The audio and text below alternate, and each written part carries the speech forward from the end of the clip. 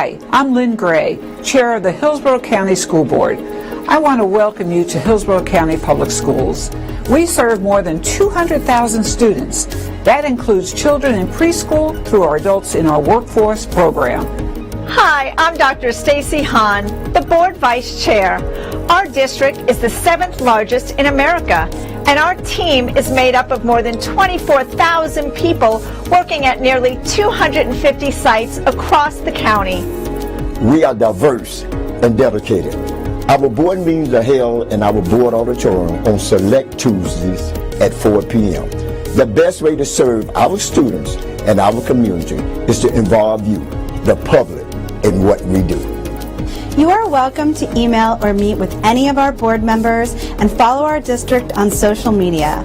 Board meetings are covered live by Hillsborough Schools TV on Spectrum Cable Channel 635 and Frontier Cable Channel 32. Meetings are streamed on our website at hillsboroughschools.org. Closed captioning is provided on all broadcasts, and past meetings are available in our online archives. We are interested in what the public has to say. We'll include time for audience comments before we address our business items. Our agenda and any supporting materials can be viewed online in advance. They're posted 7 days before each meeting on our website at hillsboroughschools.org.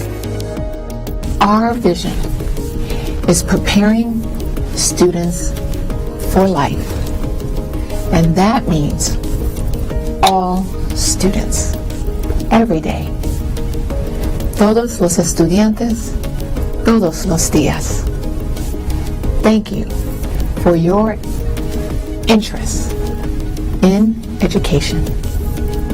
With your help, we're making decisions that shape our community's future.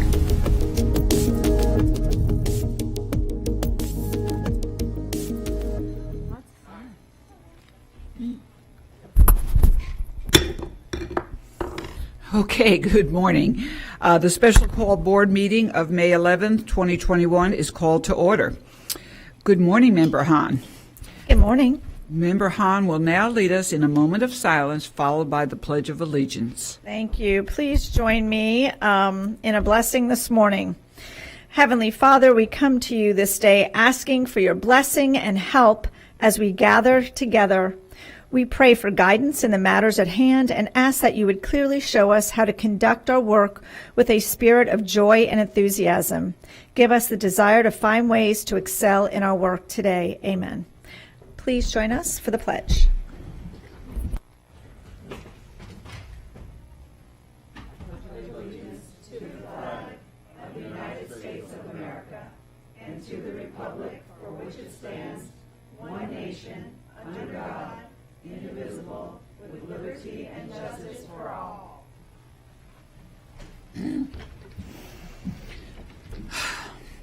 Thank you, Member Hahn, and we're going to go ahead with the adoption of the agenda. I need a motion and a second to adopt the agenda. I have a motion by Member Perez and a second by Member Hahn. Any discussion? Please vote when your lights appear.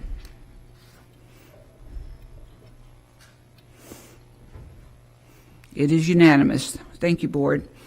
Let the record reflect that all board members are present, either in the boardroom or by remote.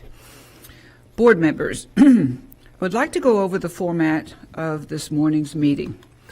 We are permitting up to 50 people to be present in the boardroom. Given the size and orientation of the board we can do this safely. The lectern will be cleaned after each speaker. As a reminder, this is a nonpartisan board, and the number one priority is the welfare of all students. Board members, you will have 3 minutes to speak with 30 seconds for final thoughts. You will hear the bell after 3 minutes. These 3 minutes are your time to make comments or ask clarifying questions. Afterwards, staff can take a few minutes to respond, if necessary. Should you need more clarification, you're asked to get back in the queue.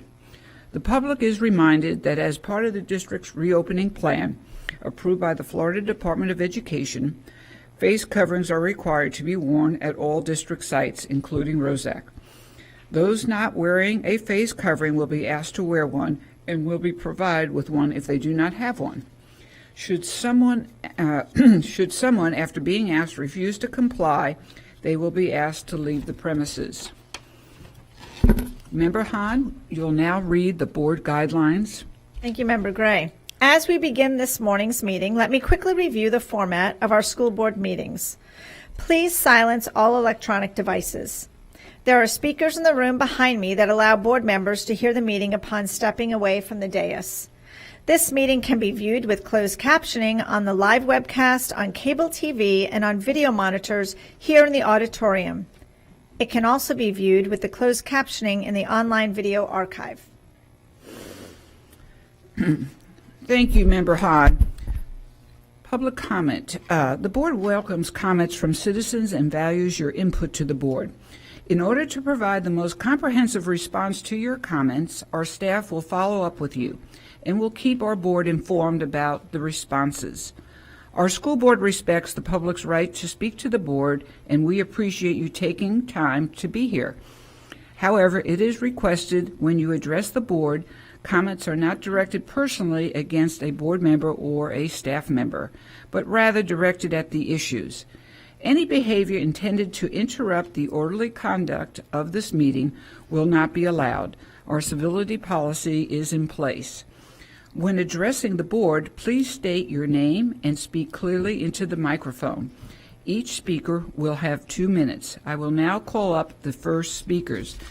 And speakers, there are 4 of you, and if you need an extra minute, I don't see any problem with that. We have Bianca Goolsby, Cass Miller, Robin Ramsey, and Joe Robinson. And Bianca, you're up first.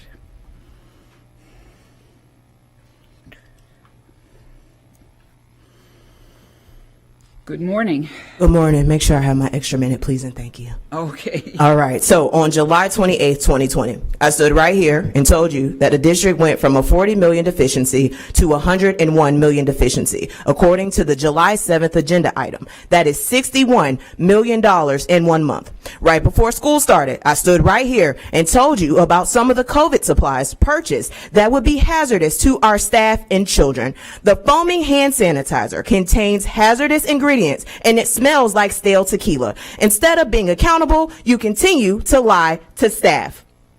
According to the State of Florida Auditor General Report number 2021-067 on page 10, it states the following: an audit, by its nature, does not include a review of all records and accounts of management, staff, and vendors, and as consequence cannot be relied upon to identify all instances of non-compliance, fraud, waste, abuse, or inefficiency. These audits will not explain invoice 2029 from the vendor buyer's point. These audits will not explain the questionable contract with Fuller Industries, the manufacturer of this toxic hand sanitizer. These audits won't explain the decisions made by the leadership over the years that have resulted in 27 D schools, 7 F schools, and yet y'all use the word premier and world class in PR statements. These audits will not explain how Superintendent Davis had to present a plan to the state and identify 111 schools that declined in their performance. Do you realize that that is almost 44%?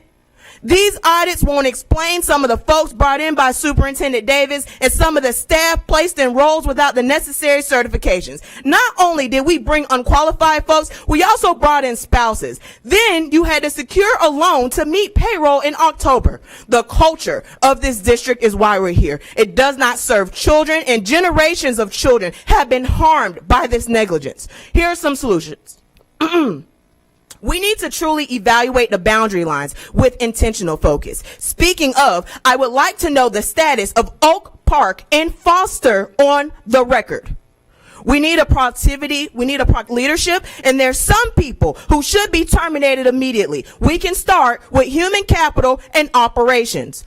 Moving forward, People should be intentional with who they vote for down this ballot and have a general understanding of their role. Because for quite some time, some of you have been confused on who's responsible for this $3.3 billion budget, and I'm glad we figured it out. That's why we need to start with the previous finance committee and work our way down. The last thing that I could fit in these 3 minutes, we need you all to be intentional. We need you to be transparent. We need you to be accountable. We have children that are testing right now without working AC.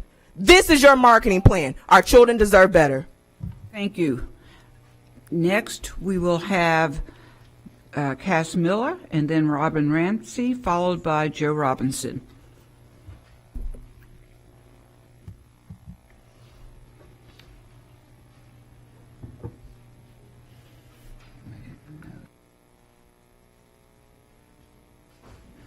Good morning. Good morning. My name is Cass Miller, and I'm a parent in the district. I've reached out to each of you regarding the 162.5 ESC unit cuts and whether they're in compliance with federal law, but I've yet to get a definitive answer. I understand you are all extremely busy, but these cuts impact our children with disabilities and the most vulnerable population whose caregivers are often too busy to be at these meetings. So I ask on behalf of my child and all children receiving these services, how are we going to accommodate children with disabilities in our public schools with 162.5 units gone? As many of you know, I've previously asked that Mr. Davis resign, and I still hold that position. These problems did not begin with Mr. Davis, but they must end with him.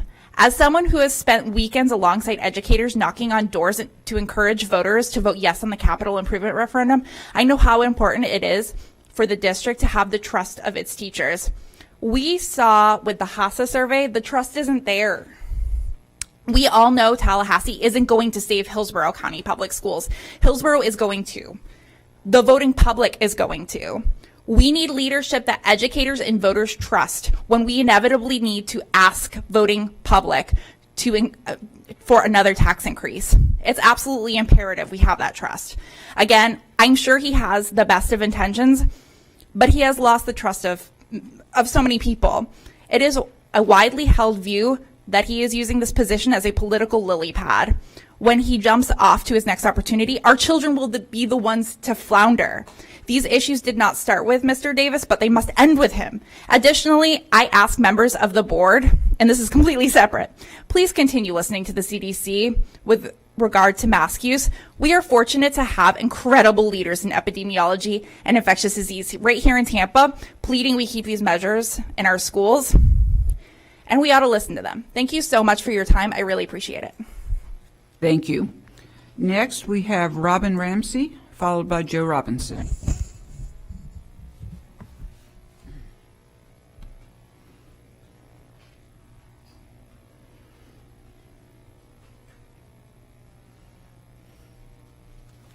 Good morning.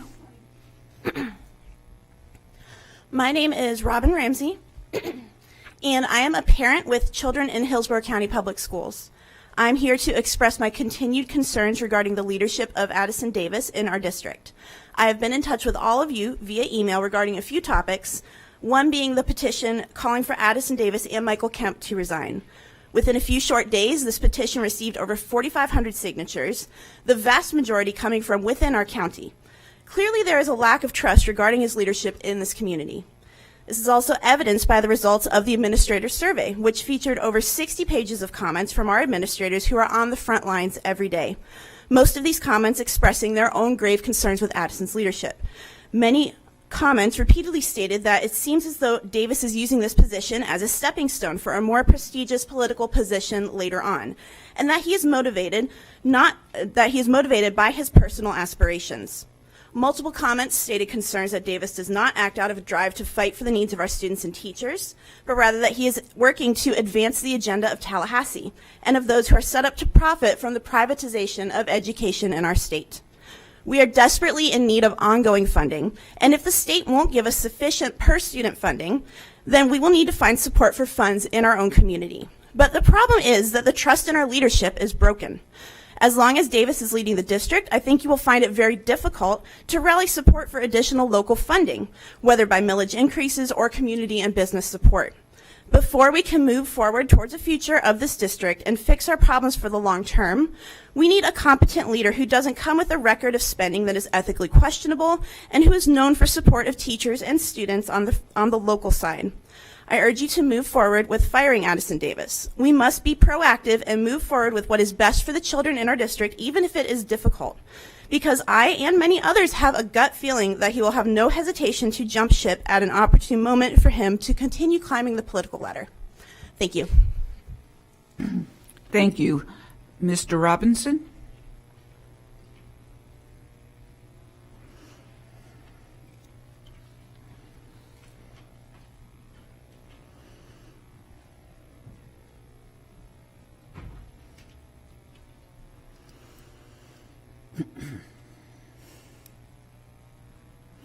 Good morning.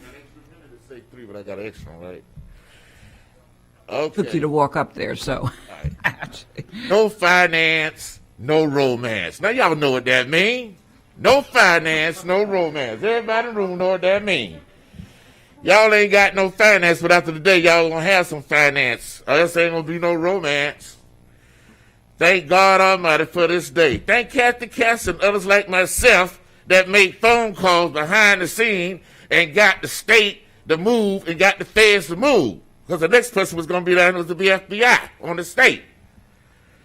There's more money on the way, so stop worrying about money. We already got money, don't get more money. It's not about money. It's about the students. Do the right thing. Now that your honeymoon period is over, as a board member, you will have ethics complaints. I know you got some. You will have, don't worry about it. You will have complaints against you. Don't worry about it. You will be talked about negatively. Don't worry about it. And you will feel all bad. Don't worry about it. That's part of the job. People going to file a complaint on if you're doing good. That's what they do. And if you can't handle that, you don't need to be up there. Tell me about it. I done had everything.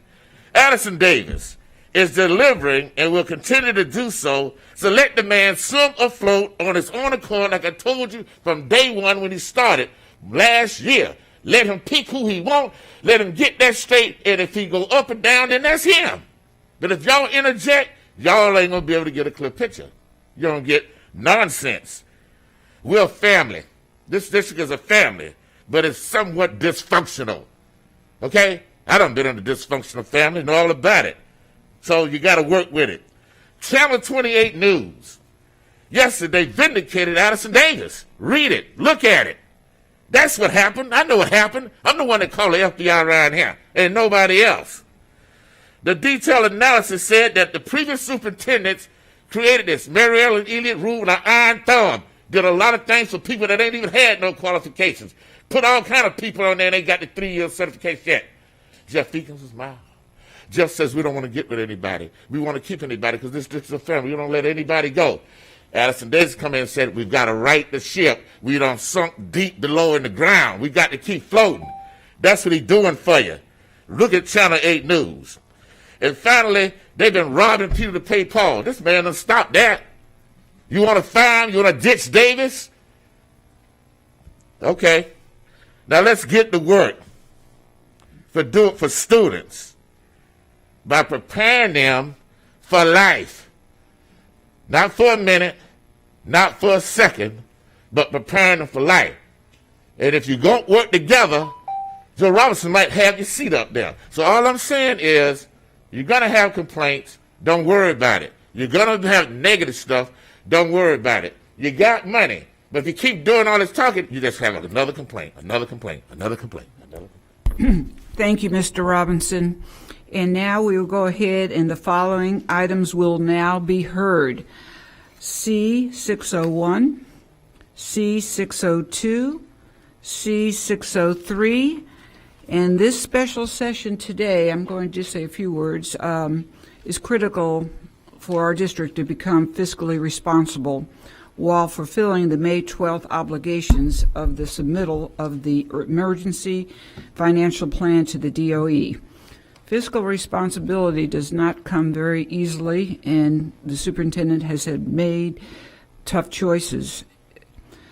To excuse me, to that end, we will have a range of fiscal expectations from our new CFO, Ms. Johnson, plus our highly skilled finance staff, and most importantly, our superintendent, who we all entrust to maintain financial stability and financial sustainability.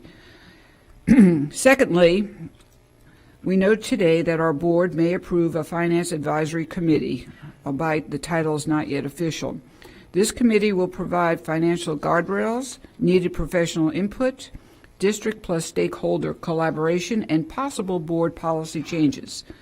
This advisory committee is aimed at a continual, transparent, and responsive way of work to address our fiscal condition as we move forward month after month, year after year. To this point, Mrs. Johnson, our CFO, will share with the board today. And last, we will discuss the superintendent formal evaluation. We are reminded that Superintendent Davis and his leadership team are expected to respond to the suggestions board members made during the retreats, actually 2 retreats. These suggestions were derived from one or more primary sources: the HACA survey, 86 written testimonies, and anecdotal comments between board and principal. I am reminded that this is a highly intelligent and working board. Each of you are deeply involved and care about our children, while also having a vision of what is best for our district. As we move through these 3 areas of discussion, we are also reminded that our children need immediate attention. Board members, it is critical we tackle these 3 agenda items in a manner which reflects your leadership skills while being aware of the need to now focus on our students. To this, at the end of this point, which I just made 3 points, I'm going to have Superintendent Davis highlight the fiscal emergency plan. And good morning, Mr. Davis, Superintendent Davis. Good morning, Ms. Gray, Chair Gray, and everyone. Thank you for an opportunity for us to kind of get to a point where we can talk about finalizing our action plan to be able to send the Department of Education, and at the same token, really transition our entire focus to focusing on children within our school district. So at this time, I'm going to transition to Mrs. Johnson, and before I do that, I want to thank the Department of Education for sending the money to Hillsborough County, $101 million, so that we can really be able to move forward and meet the 3% threshold, and then transition the remaining of the funding to be able to help children, help students in order to elevate the experiences within our classrooms. Ms. Johnson? Good morning, board members, board chair, and superintendent, and constituents. We'll be going for the 3rd time. 3rd time is the charm. Our financial update. So our financial update, agenda item is timeline for financial correction action plan, financial status update, 2021 correction action plan, and feedback and questions.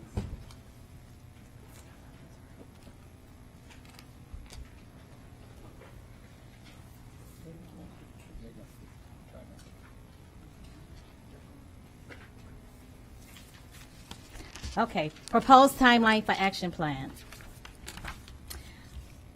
April the 15th, we received a letter from the Florida Department of Education.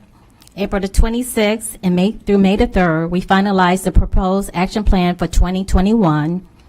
April the 27th, we met with the school board to discuss the action plan deliverables. May the 3rd, leadership team meets with the superintendent to review final proposals, proposed 2-year action plan sent to school board for review. May the 6th, meet with the school board to obtain insight and direction on financial plan. May the 6th through the 8th, leadership team makes modification to financial plan per board direction. May the 8th, final proposed 2-year action plan sent to school board for review. May the 11th is the special board meeting to approve 2-year correction action plan. And also 2-year action plan shall be submitted to the Department of Education. So we're going to look at our financial report. Oh, it's kind of hard to see, but we're going to go right into it. We changed the forecast for June. Our projections, as you can see, our cash is 101 million, and our disbursement is 197 million, a total net cash deficit of 95.7. Our beginning cash balance for June is $121.4 million. Our net cash flow minus the deficit of $95.7 million gives our ending cash balance of $25.7 million.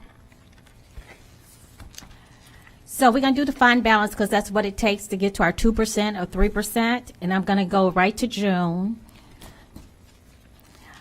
As you can see, that we've been deficit spending all across the board, except in the month of November, December, and January. But as you can see for June, we got a forecast. We're going to receive $61.1 million, and expenditures add up to $131 million. We got a deficit, we're projecting in June of $69.9 million.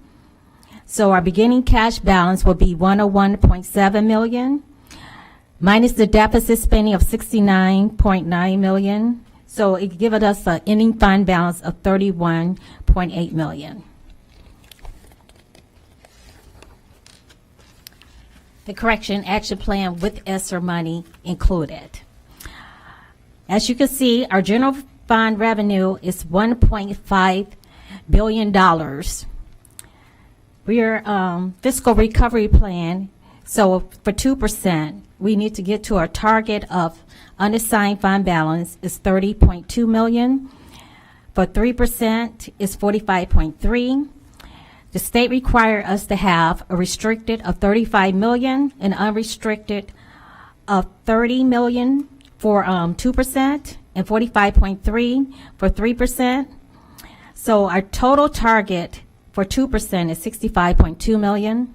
Our target for 3% is $80.3 million.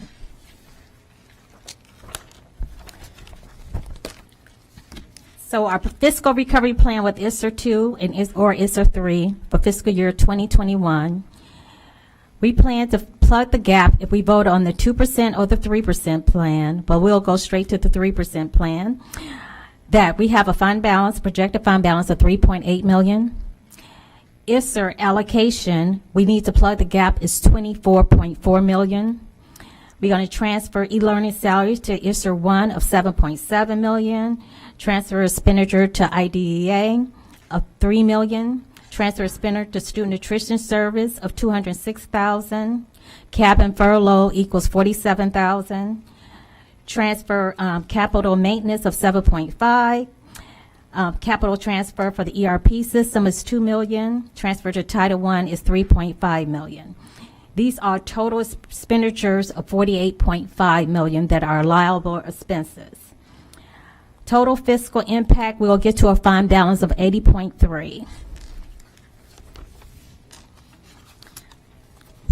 So we have to come up with a 2-year plan. Let you guys know that this is not a real 2-year plan because it's no way, if we haven't projection change daily, as you guys can see, we did this and the numbers have changed. So you know we can't project out for next fiscal year because we haven't even built our revenue stream yet, and get our counts or our expenditures together. So we're projecting that we're going to hold stay at our fund balance as is and submit that to the state. Yes, ma'am, Ms. Johnson. This is a slide that I embedded into the PowerPoint, which identifies all the funding categoricals along with allocations by categorical, district portions that we received, charter portions that we received, and how we will overall use the funding. So as you can see, from the first row that we identified as a advanced lump sum money, where the Department of Education gave us $101 million out of the $219 million that has been identified for us. With that, a portion of $86 million will go to our district for the lump sum, and will be $14+ million will transition to charter schools. And in this, there's going to be a requirement that we have to use these money by September the 1st of 2021. But additional information has not been given to us from the state related to application, implementation plan, or how we can expend these particular particular funds. We're able to go back and use information or funding related to March 13th of 2020 with COVID expenses, and we must be able to give the charter schools their prorated proportion based on the number of students. And then our job is to make certain when we receive the information that we give a detailed narrative to the Department of Education how every one of these funds will be expended within our school district. In addition, there's another subset that will be they're highlighted that we have not received to date. Those elements have been put in a number of buckets. The first bucket is non-enrollment assistance. This is where we will receive, from a district perspective, $7.5 million.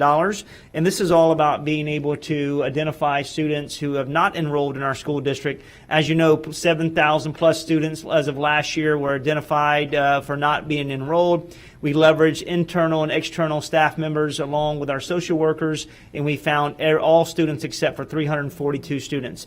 This will require us to have and build in relationships and multi-agency workshops comprised of local and state agencies such as Department of Children and Families, Department of Health, the Department of DJJ, with a concentration of working to knock on doors to identify students who may need ongoing assistance with getting them within our school district. Another tier is academic acceleration. This is $37 million will be coming to Hillsborough County. This is all to be able to remediate any learning loss for students who are engaged in remote learning. At the same token, those who have attended K-12 or online virtual perspective.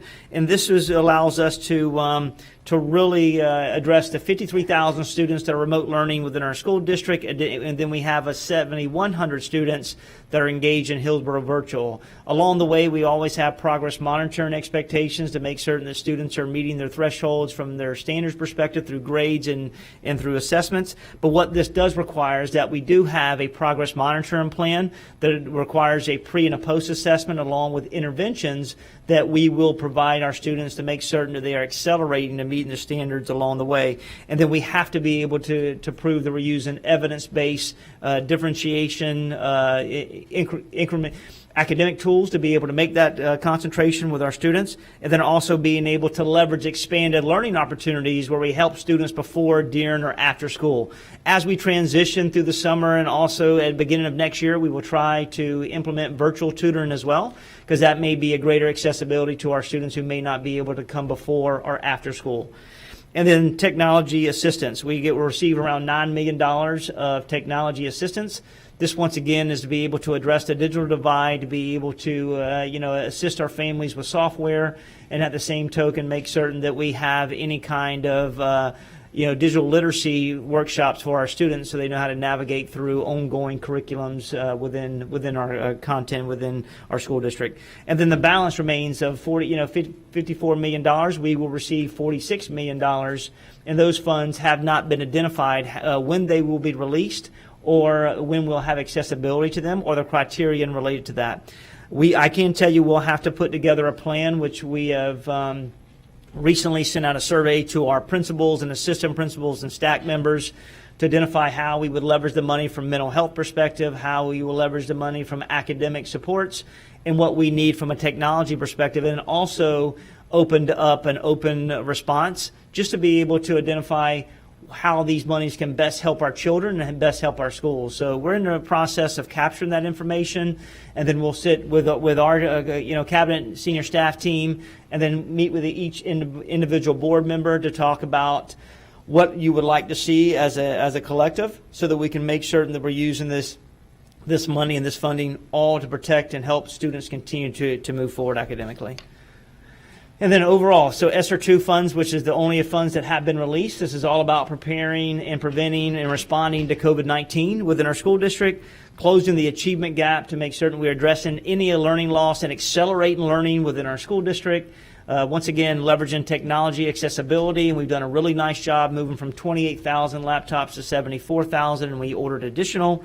And then making certain that summer learning continues to be accessible for our students, and then that continues throughout the school year, and then making certain that we galvanize, and have constant communications with internal and external mental health services to have drop-in clinics to help our students, and then being able to maintain operational services as at scale. All right, we'll go to the next one. Well, we project to use the eligible ESSER 2 funding to close the $24.4 million gap. COVID cleaning team, $570,000. COVID response team employee attachment, $500,000. Family First Coronavirus Response Act, the sick leave, $2.5 million, and e-learning salaries, $20.8 million, giving us a total of $24.4 million that we're going to be utilizing the ESSER 2 funding for. So as we get to next steps is to submit with board approval, the financial recovery plan to the Department of Education. Once again, being able to work with our principals, assistant principals, and staff members to be able to identify how we leverage these funds.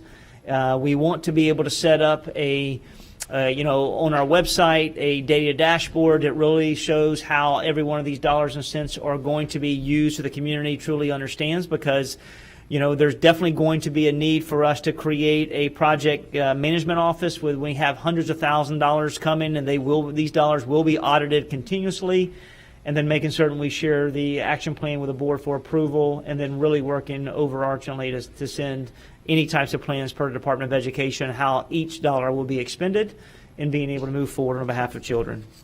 All right, Ms. Johnson. Good. Any questions? Thank you, Superintendent Davis and Ms. Johnson. At this point in time, I need a motion and a second to adopt this financial emergency plan, which is due in Tallahassee on May 12th. And I have a motion from Member Perez. I have a second from Member Snively. At this point in time, board members, if you should have some clarification questions, please be very aware that we will do one round because we have a lot to cover today. So we're going to go ahead. If you do, I think we have Member Perez as first, followed by Member Snively, followed by Member Hahn and Member Vaughn. Again, let's keep the time very close to your chest so we can move forward today. Thank you. Member Perez, good morning. Good morning. Thank you, Member Gray. Board members, I'm going to just put out some concerns in connection with this, putting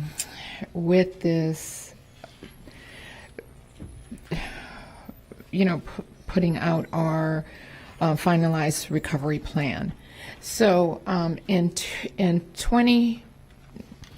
October of 2020, the Council of Great City Schools came in and conducted an audit and provided some recommendations. So in 2020, we could have avoided the situation that we're in today. Okay? So one of the things why I bring this up is because we're putting this financial plan together, and in order to avoid again being in this place, I want to bring up some of the recommendations that the Council of Greater City Schools brought to our attention back in October that we're addressing now in this emergency place, and I'm going to bring this up.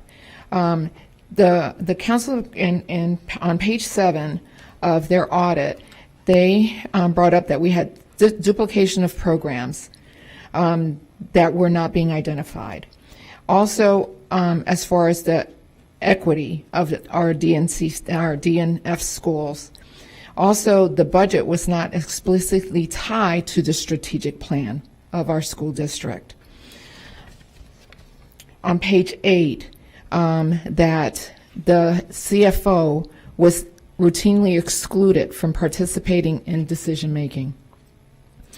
Also, that the district's interim financial reports and projections, expenditures at the end of the fiscal year, so that the school board can discern the financial direction in which the organization was headed. The school board's audit committee did not include independent outside members with financial expertise. That's something that we're discussing also today. The substitute services. Also sustainability analysis, but also considering addition of outside financial expertise to augmentate the school board's audit committee. So what I'm asking for, Superintendent, as we forward this plan on, ahead, is that we look back at this review of Council of Great City Schools audit and put into effect the recommendations that they provided, and that you provide us as a board also your plans and update the findings, as well as the findings of the Florida Auditor General with the 2 previous audits report, and these should be highlighted for our public and our community on a monthly basis.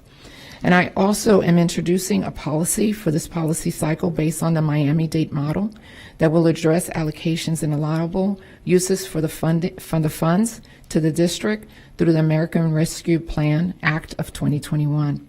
And this will ensure accountability and transparency as these funds are received and allocated. But I appreciate the work that you have put into providing this plan, and hopefully going forward, we will never see ourselves in this predicament ever again here in Hillsborough County. Thank you, Member Perez. Very important points. Superintendent Davis, do you want to respond to the very first that Member Perez is expecting from the Council of Great City Schools? Yes, ma'am, to the chair. So the Council of Great City Schools did a historical snapshot of what was taking place in the district prior to my arrival openly. So what we've done is they identified the duplication of programs related to, that we have programs within our number of schools that may be under-enrolled, so making certain that what programs we have, that we're figuring out the causation of those under-enrollment and trying to make certain those programs are thriving, whether it's recruiting, whether exposure and the continuity. I don't disagree. And related to equity in DNF schools, we really created this year is a major focus of aligning all of our dollars aligned to the strategic plan to focus on children. That has happened since day one of arrival. This is the creation of the transformational network to focus on equity in DNF schools. When you look at allocations, you look at resources, when you look at leveraging other pockets of money, especially through Title IV, we committed all those elements and funding to the transformational network in order to create the lift in the DNF schools, which hadn't been done. And then also making certain that the CFO, was involved. One of the things that we learned is that CFO was not previously involved in negotiations, was not involved at the table related to finances or bargaining.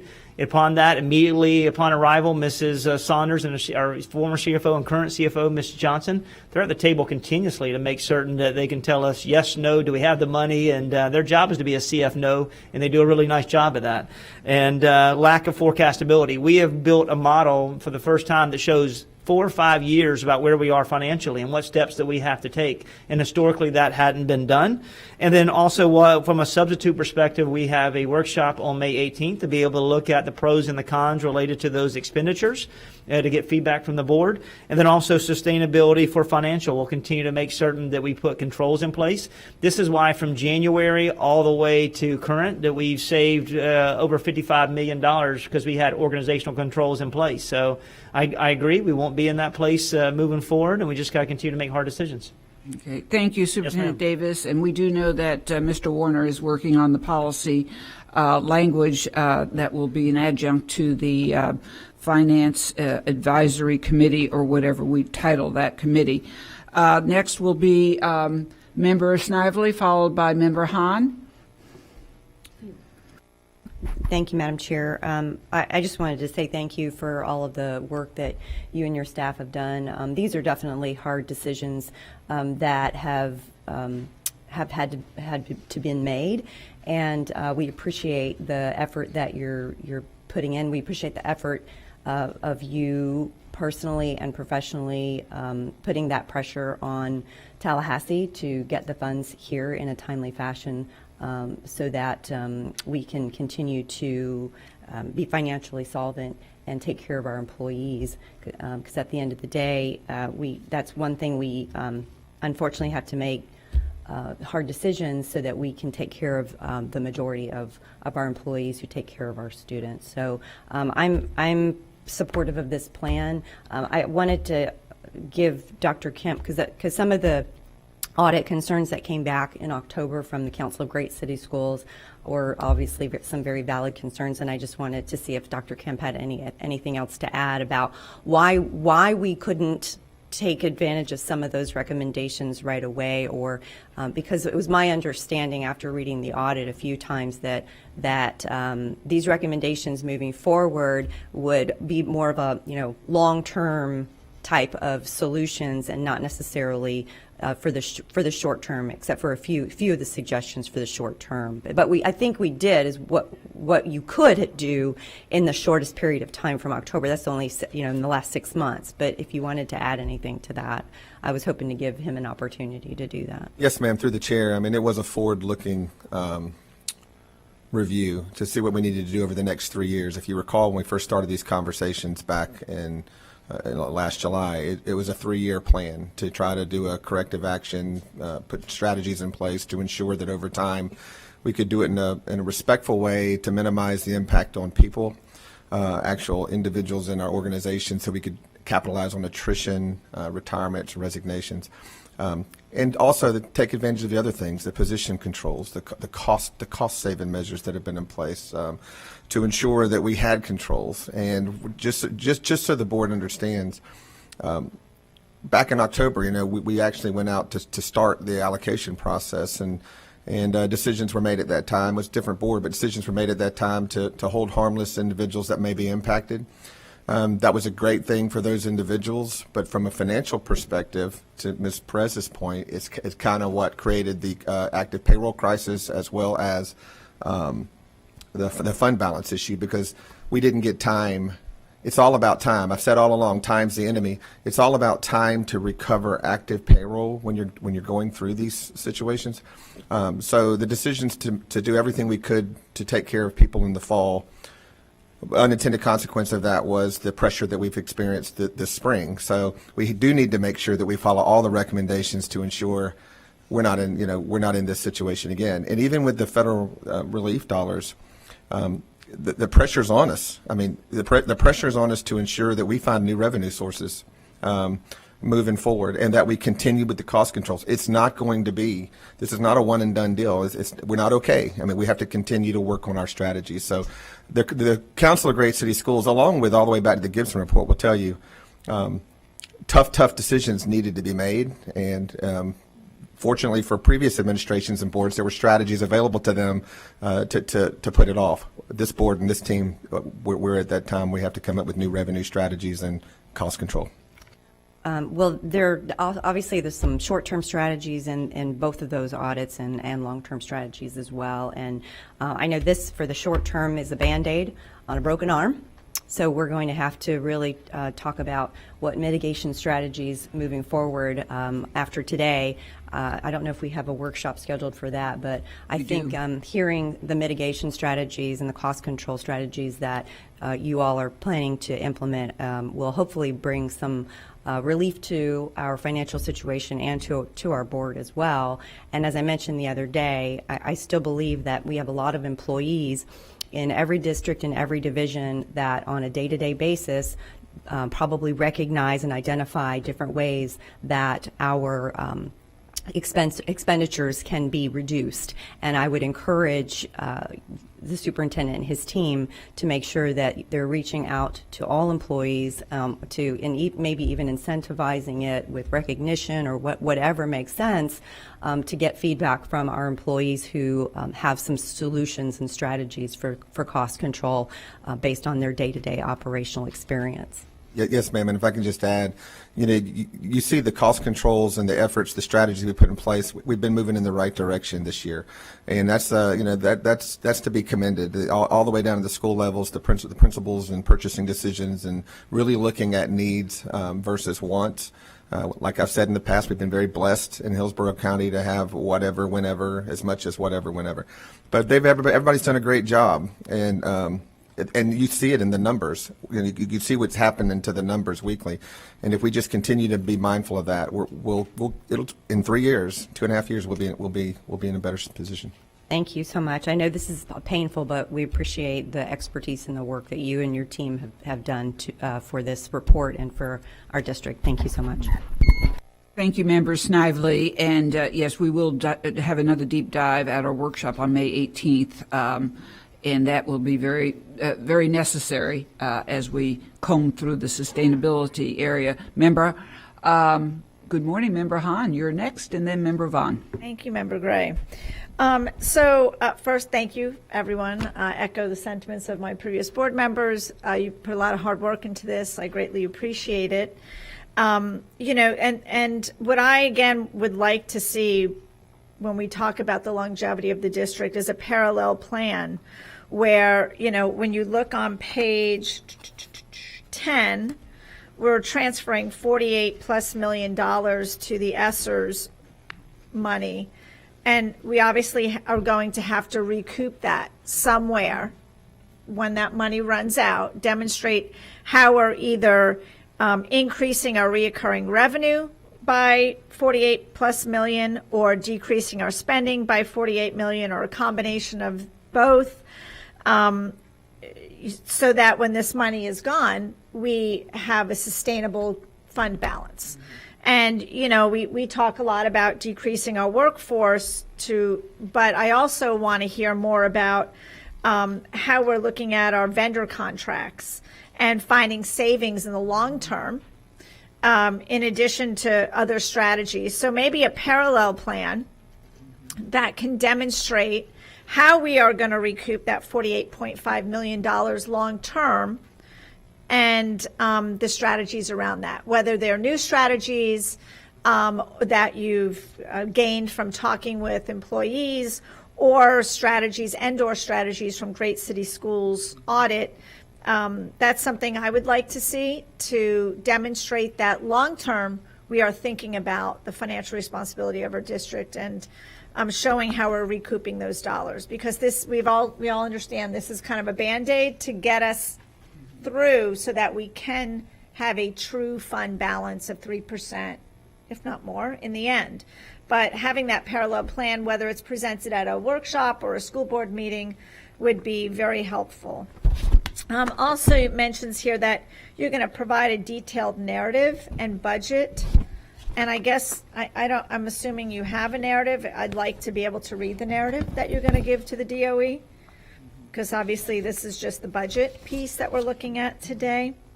And lastly, on page 14, I do appreciate that you've demonstrated some of how the ESSER 2 money is going to be spent.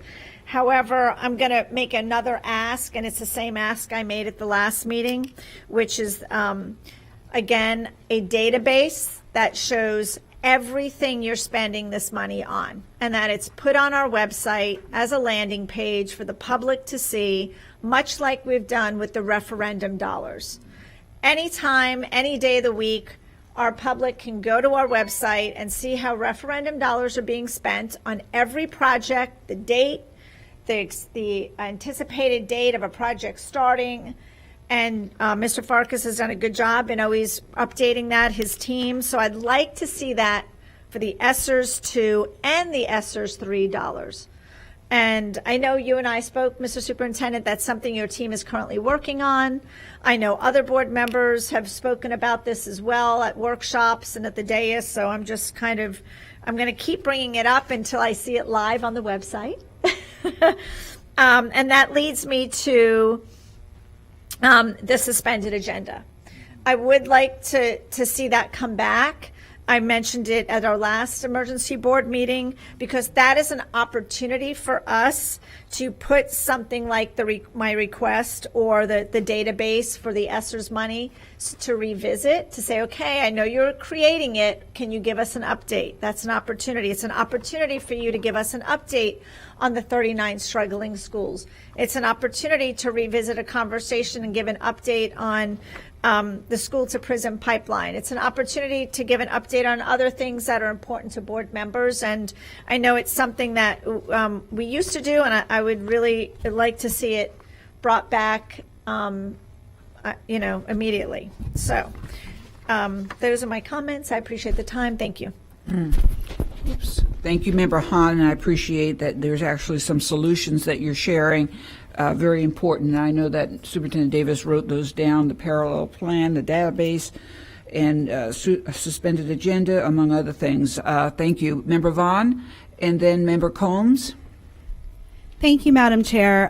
Per usual, I have a lot of questions.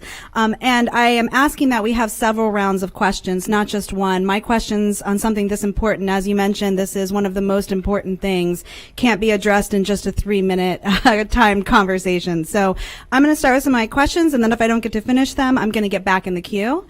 As well as I would love some answers to my questions today, all of them. And if I can't get them at the meeting, I would love a follow-up email addressing all of the questions that I have. First, as far as the PowerPoint is concerned, on page 4, we talk about the leadership team making modifications to the financial plan per the board directions. I'm just curious, based on the board feedback, which changes were made specifically revolving around board feedback, so I can tell which of our feedback was included in this. The next question that I have is on page 12. When we have the breakdown, and thank you, Superintendent Davis, for including this slide. I asked for it yesterday, and I appreciate you embedding it in and making sure that we have this. So thank you for that. On page 12, I know here it shows the ones that we've gotten that aren't highlighted, the advanced lump sum, and then the ones that are highlighted in yellow have are categorical. So what I'm wondering is, for these ones in yellow that are categorical, was that designated by the state before we got that money? When they released this $101 million, did they designate this is how we have to spend the rest of this money? So I'm curious what decided that factor for that page. And then I'll ask a couple more questions about this slideshow, and then I have some personal questions. On page 14, I know that we're saying the way that we're recouping $20 million to use towards our general fund balance to get us to the 3% is based on e-learning salaries. And I know that in other board meetings and retreats, we've said that we could actually recoup a lot more than that based on e-learning salaries. And I'm just wondering what the final amount, if we needed to transfer those out, would be for the e-learning salaries. And then finally, as far as the slideshow is concerned, on page 15, I know that we're submitting a 2-year plan. My question is, how fluid is this? Because I know Ms. Johnson said that it's going to be changing. Were we required to submit a 2-year plan, or were we required to submit a 1-year plan? My concern is, as we've mentioned, we might prematurely be submitting something that we can't necessarily guarantee based on, changing factors. So I want to know what our flexibility is in that. And then I have some more questions, but I'll let you catch up with those because that's a lot. If you can stop my time too. Superintendent Davis, did you want to respond? Yes, ma'am, and our team would do it as well. The biggest thing is feedback is showing in our slide on page 6 that we would show an end-of-the-year progressive identification at the end of the year 2021 to make certain that the board, when the feedback was to make certain the board in the community actually saw every one of these elements about our expenditures versus our revenue. So we made certain that that was inclusive on both 6 and both 7. Also making certain the board wanted to, if we go to 12, 12 was a feedback that we wanted to embed this slide related to how expenditures were identified, how they were categorized, and how they were going to be mandated. This slide was identified by the Department of Education, was in the email that I originally sent the board with from the department. And it just identifies these funding categoricals. We did not identify those. They decided that they would put those out in different buckets. Our job was to respond to those accordingly. And the other thing was making certain that the board asked us to identify non-reoccurring dollars, and we did that on 14 and how we would use those ESSERs. And as we transition to our learning model next year, there's a great opportunity that we would have 2 solutions from a virtual perspective, and at the same token, we would have brick and mortar. We have a communication survey sent to our staff. We are obtaining that. And then overarchingly, the board wanted us to engage leaders to be able to identify how we were inclusive of their mindset of how that ESSER would help their schools. So being able to use that in this PowerPoint. And then 2-year plan. Overarchingly, the 1-year plan is to get to 3%. We have submitted a detailed plan for that. And as we transition to next year, I think from our perspective, we aren't professionally obligated to send a year 2 plan because we are not forecasting with the current CARES money coming in, we won't be forecasting below 3%. So we'll send a generic 2%, 3% of what that would hold. Thank you, Sorry, Superintendent Henry. Davis. And Thank you. I have some more time and some more questions. Thank you. Thank you for that. My other question was, I know that Member Snively and I had both asked for a little more detail in regards to the savings that we had recouped and some of the interventions that you had given us so that we could understand it in real time to how we were able to get that. And I'm not sure if that is coming to us or I hadn't seen that yet. Another question I had was when Ms. Johnson, or when we found out about this, because I know Ms. Johnson shared with the Citizens Advisory Committee some of the details that we had gotten here on Monday, and then we got an update on Friday, so I'm just curious about the timeline on it. And then I'd also like to kind of understand the ESSERS Act. I know that there's some questions that Member Hahn has addressed several times about whether embedded into the Act itself, it says that we can use any of the money for salaries, and I've had several constituents send me language from the ESSERS Act saying that they actually encourage you to use that for salaries, especially regarding the arts. I know I sent you one link about it. So I was wondering if we could have some kind of a presentation on the ESSERS Act itself, so as board members we could really understand the guidelines on it. And then also, did we have to submit a plan to Tallahassee for them to release this money? Because I know there have been some talk from other counties that we had to submit something to them. So I'm just trying to understand what we've actually submitted and what we will be submitting after today to them. So thank you very much. Superintendent Davis, you may respond. Yes, and then ma'am. we're going to move to Member Combs, Yes. and then we're going to take a vote. Thank you. Ma'am. Through the chair, the only thing that we have submitted to the Department of Education is our application for the ESSER II funding, and that is that they sent an award letter, we signed it, we sent it saying we want to engage in that process. So other than that, nothing was sent to the Department of Education, and nothing will be sent without the board being able to review, other than me signing that we want the award to be a part. We want to participate in this award. So more information will be forthcoming from the Department of Education to be able to identify how we spend, what the expenditures are, and expectations, and then we'll engage the board in that process. As it relates to slide 13, that overarchingly, in that slide that's embedded, everything that ESSER II is identified, and the last one talks about the offer, and we can use this to maintain operational services and also to employ existing staff. However, we did get a letter from the Department of Education said, please do not use this for reoccurring dollars. So just to be clear on that perspective. So we will, any kind of, we had a one-on-one, so we can have conversations if there's need be for, with any board member related to how ESSER should be expended and what we'll continue to do. I look forward to interacting in that process. Thank you, Superintendent Davis. Member Combs, thank you for your patience. Okay, thank you so much, Chair Gray. I have a couple questions. What is your goal? Is your goal to have the 2% or 3% fund budget? Yes, ma'am. Through the chair, 3%. 3%. Could it be higher? Would you want it to be higher? Absolutely. Through the chair, we will, and I'll make certain that Ms. Johnson will be able to speak to that. We will project to have an over a 3% because we'll have additional money through ESSER that will have the availability. Can we transfer that money to additional general revenue expenditures if needed? We close out. We're waiting until we close out the fiscal year to see how we fall out like we were before. We didn't want to project. We were projecting conservatively, and hopefully we have money in the fund balance. The ultimate goal is to increase our fund balance as much as possible. Yeah, I'd like to see what the ultimate goal is. I mean, obviously higher. And then as far as ESSER II. I could interrupt for 1 second. Yes, go ahead. Member Combs, the board's policy actually mandates a 5% fund. Right. So that's your policy, and unless that changes, that would be the ultimate goal, to have a 5% fund balance based on your policy. Sorry for the interruption. No problem. And with the ESSER II, have we received the total? When will we receive the total outstanding balance of that? Yes, ma'am. We have not received any indication when that additional funding will be extended to school districts. We know that 43 school districts, that's part of the conversation that I had when I went to Tallahassee about releasing the funding. We know that school districts at that particular time were going to be engaged. So I don't know when the remainder of the funds will be submitted to school districts. I do know that one of the concerns with the department is that a number of school districts have not exhausted their ESSER dollars. We were one of the school districts that were really aggressive with moving and using and leveraging the funds. So they were starting to push it out in portions to make certain that those monies just didn't sit there, but those monies were actually being utilized and districts were held accountable for each expenditure. So we haven't received any information related to timeline, expectations, or how to submit a plan for any of those remaining elements that we have not received to date. Okay, great. And then we've talked a lot about cost controls, and I know years ago the board or, the district did have a phone number, 1-800 number that people would call in to talk about cost controls.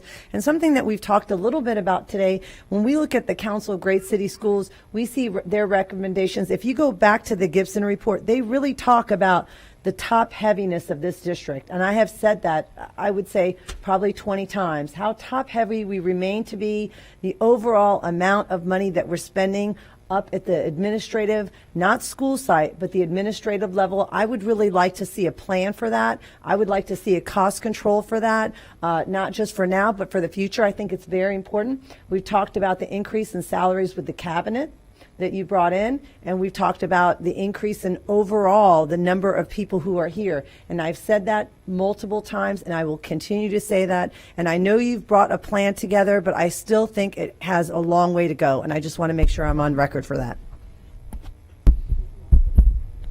Superintendent Davis, would you like Yes, to ma'am. respond? And I'm sorry. Yes, ma'am. And I appreciate it, because one thing we want to do is continue to address district staff outside of our schools.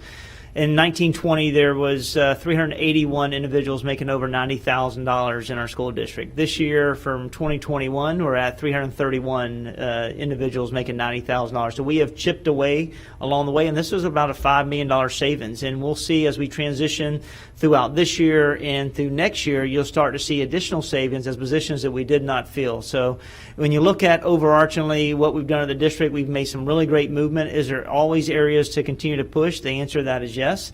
But when you look at comparison, I just did analysis of Orange County and Miami-Dade, and all of their executive team members make more than every one of our cabinet members. And we did a public records request, and we've asked for all the big seven, so I can provide that information to the board. Thank you. Thank you, Member Combs. And the Council of Great City Schools, we can see that's so evidentially important. And I'm sending to board members an overview of the next conference, if that be something that we're interested in. So at this point in time, I do want to say thank you to the staff, finance staff, Ms. Johnson, Superintendent Davis. And in response to Member Vaughn, it is a meeting that has two other agenda items, and in the fairness to other board members, our staff, our superintendent, we're going to go ahead and move on. However, if you should have additional need for questions or clarifications, please make sure that you get in touch with any of the staff members who are available 24/7. I would actually like to ask these questions in the sunshine while we're all here and together. last, if you choose not to So you vote won't for let this me speak? plan, then Okay. you have that choice. Members, please vote when your lights are on with the idea of whether or not you approve of this financial plan to be sent with the narratives from Addison Davis and Chair Lynn Gray.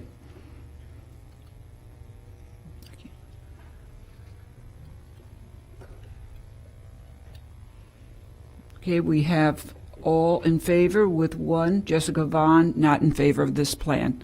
Thank you. Moving forward, Superintendent Davis, and actually Mrs.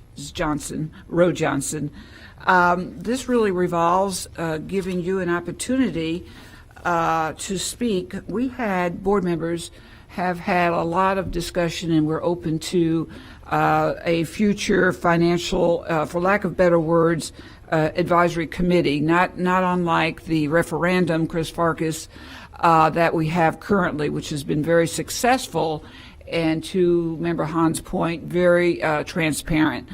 And I thought it would be very helpful, board, just to get an idea of what this committee might look like. And Attorney Porter, if you can help also facilitate that this is not a vote to get into the details of the plan, but rather a vote to approve of the genesis of the idea. Would you like to make that clear before? Thank you, Madam Chair. Yes, there has been some discussion from various board members and from staff about establishing a financial advisory committee. If you want to signal your intent to do that today, it would be appropriate to make a motion to establish the committee. As the chair said, the details would follow, how the membership would be comprised, who would be on it, what staff would serve the committee. One thing I want to make crystal clear, though, to the board is this board would be a financial advisory committee only. It would not have the power to determine or make decisions that were rightfully the board's decisions about how money is spent. It would just look at and advise you and make recommendations to you, but it would not have the power to make fiscal decisions that rightfully belong with the board. So if the board has an interest in doing that, an appropriate motion will be to establish a financial advisory committee, and then the details will be brought back at a later meeting in the sunshine in public to establish the membership and how it will work. Thank you, Mr. Porter, and I'll entertain a board member who would like to make that motion as it comes forward. So at this point in time, and also board members, the details will be worked out in our fiscal workshop that's planned along with Member Perez Kelly Services Workshop on May 18th. So we're not going to get into the weeds, but we do want to get into a decision if at all possible. Ms. Johnson, would you like to go ahead and narrate what it would look like, and so to give us some? We have a motion by Member Perez and a second by Member Hahn. So let's go into discussion. And board members, I would like to have Mrs. Johnson speak for just a few minutes. Thank you. Well, the Financial Advisory Committee is a committee. It's not an oversight committee. It's an educational committee. It gives suggestions and inputs to the CFO in the finances of the district. It's also an educational session because a lot of people don't understand fine accounting. It looks at ways to look at revenue streams, potential revenue streams for the district, suggestions for reductions to the district. It's an advisory committee, and it's usually no more than 12 individuals. It comprises one person appointed by each board member. The superintendent gets to appoint an individual also. If usually there has no board members on it because people feel sometimes they not open when there's a board member, but if there is a board member on there, is usually the chair, and they sit on a capacity not as a board member. They just there to share information and get input from the committee members. They're not there in their position as like they oversight or anything, because people tend not to speak when a board member is present. So usually it's made up, sometimes volunteer from the communities, volunteer to be on the committee. Union members might, a representative from the union is on the committee. It is not a session where we tear down a district or we talk about things, the district's not doing. It's about improving the district overall. So we would like people to participate that have interest in kids and looking at ways to right-size the district fiscally. And it is a recommendation committee, so it's not a committee about telling the board what to do. It just give advice the way they see it to board members. Thank you, Ms. Johnson, and I appreciate that. Board members, at this point in time, if there's discussion, we can do that right now, or if not, we'll just go ahead with the motion. Any discussion? I think, Pablo, my battery here is dead, so I can't see, but I can see the screen. So we have a discussion from Member Vaughn and then following Member Snively. Thank you. First of all, I'd like to say that I'm very unhappy that I am being denied public comment during our board meeting to discuss something. And I don't understand why the meeting's being run this way, where if we have more questions about a giant financial plan, the chair is not recognizing people when this is what this meeting was called for. And I think we have to address the issues with leadership from our chair going forward, specifically in questions of our agenda as well. But to this topic, my question specifically is, we're not voting on any details for today. As far as I understand, the only thing that we would be voting on is saying that as a board collectively, we would like to move forward and explore this committee. There's no structure that's been outlined. It's not under the purview of the superintendent. It would be under the structure of the board. I just want to be clear on what we're voting on today, that no specifics have been decided, because I'm getting calls from constituents about people who have already asked to be on the board and some roles of what that looks like, and I haven't been shared any information on that. So I just want to make sure this vote is just specifically to move forward with it. Thank you. That's correct. Thank you, Mr. Porter. That is correct. Member Snively? Thank you, Madam Chair. So I kind of wanted to get some clarification, and maybe Mr. Porter can help give some insight as well, as how this committee would be different than the finance committee before. Now, I know that there were 3 board members on the finance committee before, in addition to members of the business services team, the CFO, community members that attended those meetings. And what I don't want to happen is this kind of the same thing that things that didn't happen on the last financial services committee, where we made recommendations, or the business services team together collaborated with board members to make recommendations to the superintendent that were never moved, that never came to fruition. And what happened, obviously, was there was a lot of blame on the board members who attended those financial committee meetings. There's a lot of blame on anybody who attended those financial committee meetings because things were not taken, as recommendations were not taken seriously, or they were not taken to the superintendent, or the superintendent didn't take action on them. And now everyone wants to blame the financial services committee, which I don't want our new financial services committee to be a scapegoat if the board or the superintendent decides not to act on any of the recommendations that they make. I think that's an excellent point, Member Snively, and I think it's a good opportunity to explain the difference between what's being proposed and what's happened in the past. Member Snively is referring to the Financial Committee in the past. Before this new board was impaneled, there was a committee structure in place at the district, and those committees were made up of only 3 board members. There were no members of the public that were members of the committee. There were no staff members that were members of the committee. It was just 3 board members. There was a legislative committee, a finance committee, and several other ones, but the finance committee was very active. That was really driven by staff. Staff really created the agenda based on feedback from the board members. And then the idea was that the finance committee then would report back to the full board with potential recommendations and maybe potential action. That never really was very successful, quite frankly. And the way it was a new thing to the district.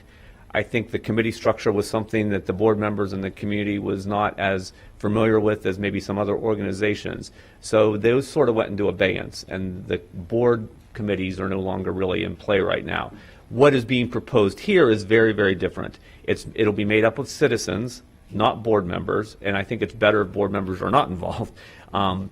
It will be driven, as Member Vaughn said, by the board and not by staff, and so the lens and the focus will be different. And I think you're going to be getting feedback, and I think that once it's decided how that will, the membership will actually look, what it will look like, then I think it's important to have a really solid reporting structure back to the board. And maybe you make space on your agenda for the chair of the committee to come to a board meeting monthly or quarterly, or that there are written reports that are part of the agenda as a discussion item. So I think, to your point again, I think this is a very different sort of structure. And I think if it's done properly with a lot of thought, it could be highly successful for the district and for the board. And that's why I think, to the chair's point, you're just establishing the concept today and then really making sure the details are well thought out and that the process is created in a way that is transparent and will allow for some meaningful recommendations back to this board. So I think it's a good point that you made. And thank you, Mr. Porter. And just to follow up, I guess would be the next question.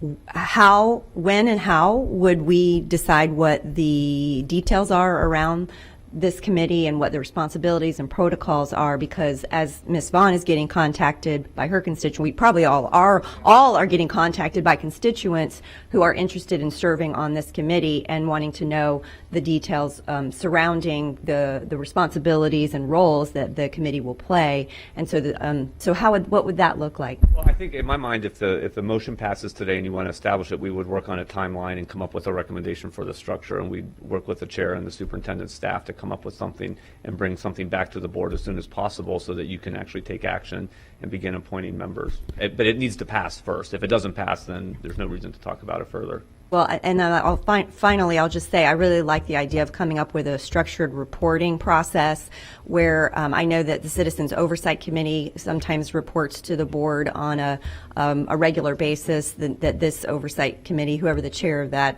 the committee is, would come to the board and make a formal report to the board and formal recommendations that are just more transparent and clearer and available for public consumption as well. Thank you.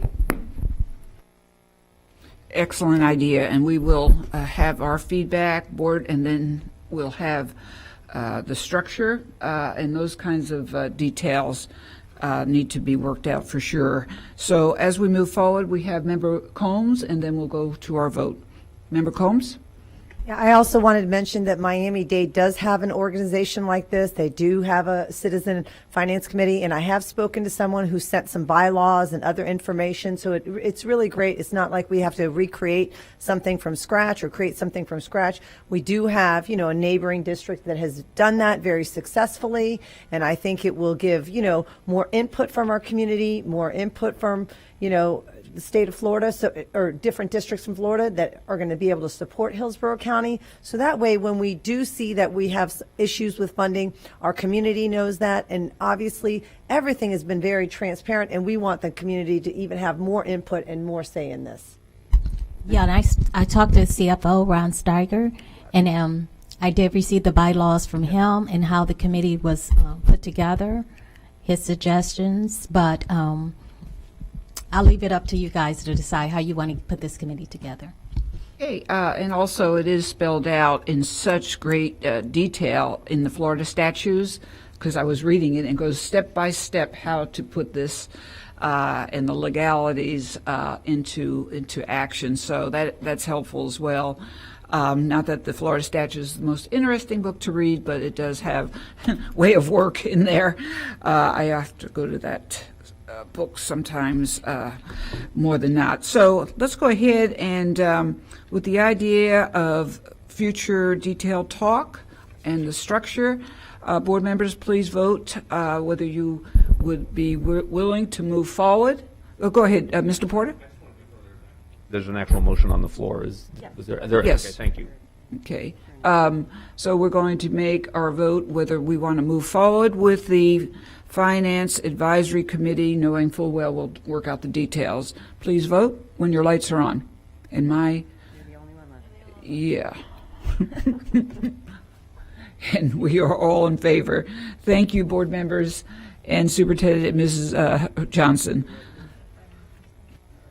We're going to have a 5-minute recess at this point in time, so let's get up and stretch, and we'll go to our very final agenda item when we return.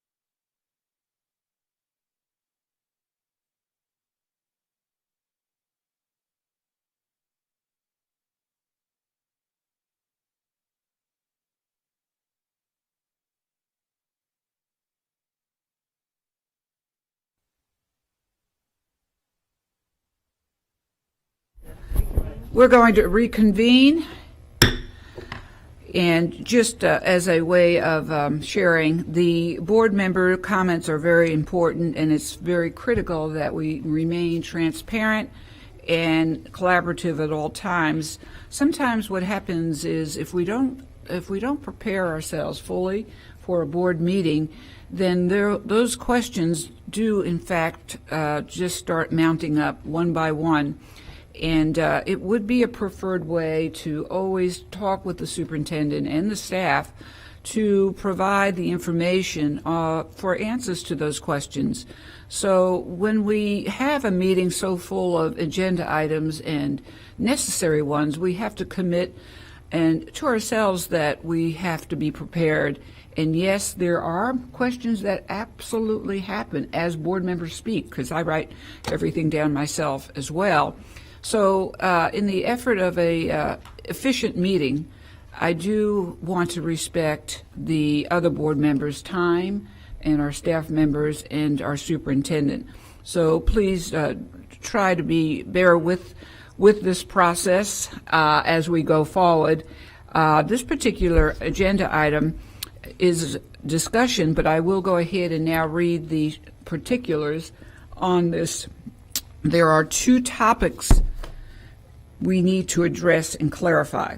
First, the superintendent's formal evaluation. The board's contract with the superintendent requires the board to evaluate the superintendent by the first board meeting in September using a mutually agreed upon evaluation instrument. To that end, the board will be voting on the proposed evaluation instrument at the May 18th board meeting. Final comments from the board about the evaluation instrument are due to Dr. Whalen today. Secondly, we need to discuss the way forward to properly address the compilation of written comments from board members and the results of the HASA survey and testimonials. These cannot and should not be ignored. We know that many of the issues raised by board members and by administrators in the survey have been incorporated into the proposed evaluation instrument. We have also been provided with a separate document that lists the items discussed at the two board retreats. Board members, it's in your green folder, and you will see it's been sent to you by email, but also I had it printed for you to review. The question before the board is whether the board wants to adopt a professional improvement plan for the superintendent, or does the board prefer to use the formal evaluation instrument to address the issues raised by board members in the HASA survey. So that is the question, whether the board wants to adopt a professional improvement plan for the superintendent, or does the board prefer to use the formal evaluation instrument to address the issues raised by board members in the HASA survey. Board members, what we do know is we have over 40 suggestions and solutions of recommendations to Superintendent Davis and his staff. We have also board comments due to the following: the HASA survey, which is the Hillsborough Association of Supervisor Association, the 86 written testimonials, and anecdotal remarks between board members and principals. All of these combined, and I'm looking at the 4-page document, board members, revolve around 5 main areas of leadership improvement: climate, culture, communication, collaboration, and cultivating board relationships, which is on a separate page, domain 3D, which I understand the board did agree to have this domain as part of the draft evaluation instrument. In other words, as part of the formal evaluation. So that is a separate page, and I'm going to go ahead and flip also. You have a 4-pager. So board members, if you can wrap your hands around these documents, it will help with your discussion. Now, I will entertain a motion If a board member wants to make a motion on either or, we can do that as well, here and now. I will say the sentiment of board members is they want to get going with working with the children and the students, the needs of our district as it relates to the summer. The board wants to not have to meet further and again on and within special sessions. So with that in mind, I hope that we can get through this today by way of discussion, and then following board member meetings, then we can go ahead and move on to what really means so very much as well, and that's the welfare of our children. So at this point in time, I think what I wanted Superintendent Davis first to do is, Superintendent Davis, you've been working on action steps that reflect. You have some already, and you have planned. Would you like to share first, and then we'll go to each board member for comments and discussion? Yes, Mr. the Chair, and as you see, everywhere I go, I take this notebook because it continues to remind me of the overarching needs in Hillsborough County. My job to be able to better understand Hillsborough County and to truly, genuinely focus on communications, collaborations, adaptive leadership, and at the same time, compassion. In those four areas, have been truly signified during a very hard time where we're making 1,500 plus cuts to schools. And we know that during that process, it becomes difficult to build those relationships and demonstrate overarchingly the vision for the work. But nonetheless, this document that was identified to the board through multiple meetings related to making sure that we collaborate. We have, we are going to build in the process of building a tracking system for board member requests. So that tracking system identifies a request, a description, cabinet member assigned, due date, so that we are in a timely manner, making certain will continue to be a timely manner to address any of the concerns of the board. And that will be shared at scale with all board members versus individual board members.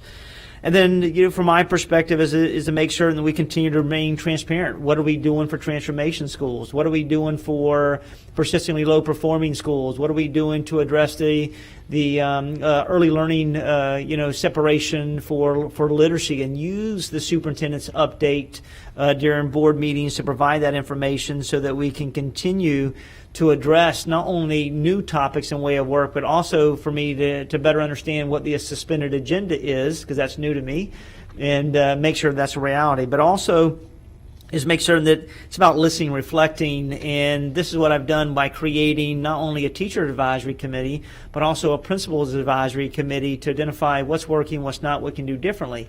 And then you'll see as we start to link to the community, we're leveraging the CEOs for the day list to have and create brown bag lunch, on a biweekly basis or as often as I can to meet with CEOs to talk about leadership, to talk about Tampa, to talk about how we work in concert for children, and then me going on and creating trust to the public outreach with now that kind of COVID's, we're in a better spot related to vaccinations to get back out to get in the community and have face-to-face small groups with.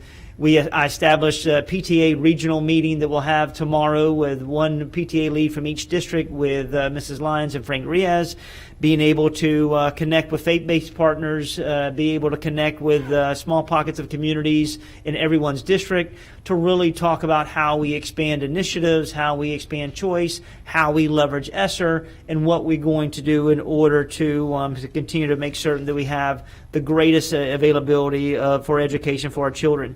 You'll see the biggest thing was have two-way communication the board asked for. You see more surveys going out about implementation plan for learning solutions. How do you want to leverage ESSER?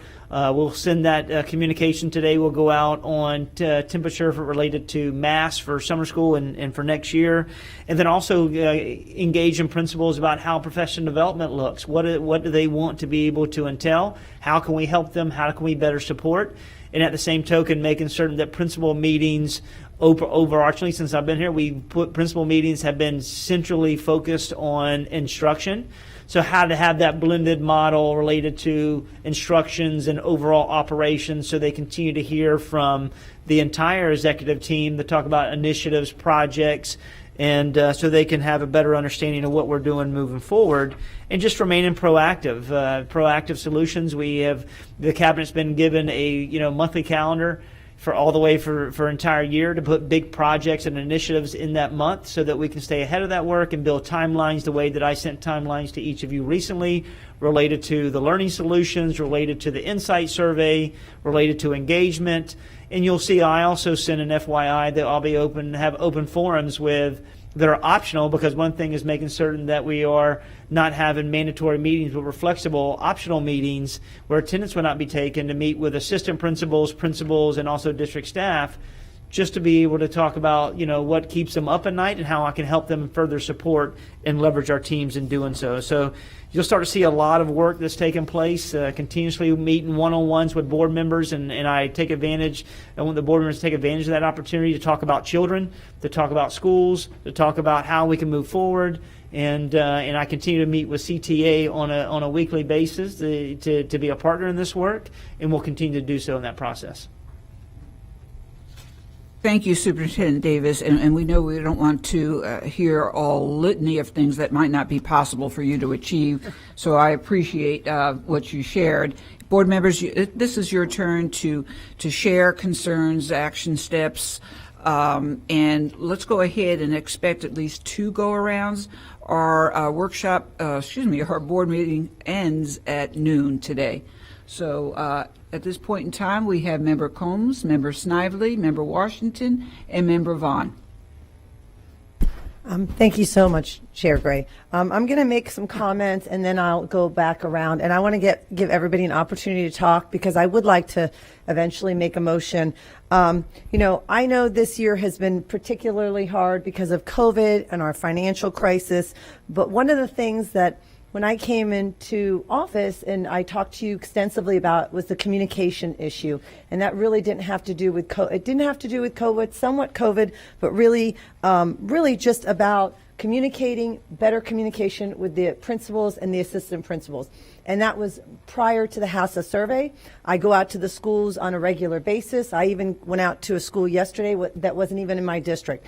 And over, I heard from the principals and assistant principals that it was an issue with communication.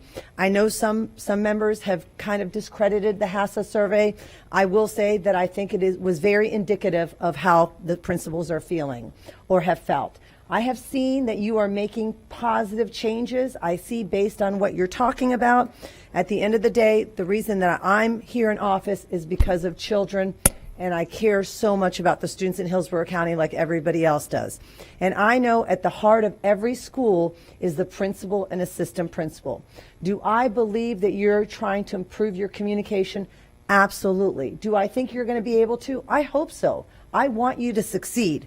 But in the meantime, I think the idea of having 2 separate evaluation tools is critical. As far as doing an evaluation of you, in September, and then there needs to be a separate professional improvement plan to see, based on HACA, on how the morale has improved. So I think it's very important. I don't want to say the motion yet, but as all the board members speak, I do think it's very important that we have 2 separate items, and I want to then eventually put this behind us and continue to move forward. But the idea of so many principals who were fearful, who were nervous, it took me 5 hours to read those comments. And I do believe it was indicative of how the district is feeling. I feel that we need to make sure that we do a professional development plan on one side, and we use that in November. We do another HACA survey. Am I going to compare it to the initial one? No. I just want to see that the principals see that change. Does that mean a change of you bringing more people into your cabinet from Hillsborough? Does that mean you listening to more of, our historical and, people who have been here for many years, who want to advise you? I think it's very important that we're working together. Right now, I see that movement. Do I feel like it's going to be significant enough? I don't know, but we have to look at the principals and see how they feel. We need to make sure that their voices are heard, because they took a lot of risk to do that, and they expect that change from you, and I believe that can be, but the idea of just discrediting that would just be very disappointing. Thank you, Member Combs. Sorry. Yeah, these are difficult conversations for some of us, or challenging, and we do see that we want to see more than just hear more than just words. We want to actually see the actions. So let's go ahead now with Member Snively, followed by Member Washington. Member Snively. Thank you, Madam Chair. I will respectfully disagree that. I understand what you're saying. I don't disagree. I don't agree, though, with disregarding the survey results if we don't have some type of action plan in place. I think that we have demonstrated by having a special board meeting that we care about the principals' feedback, that we're listening to principals, that we took the time to go through the entire survey, look at all the responses, and that we have communicated over several meetings now what our expectations are of Mr. Davis. I do think it complicates things, and honestly, at a superintendent at this level of leadership should not need a professional development plan in addition to the superintendent evaluation instrument that's already in place.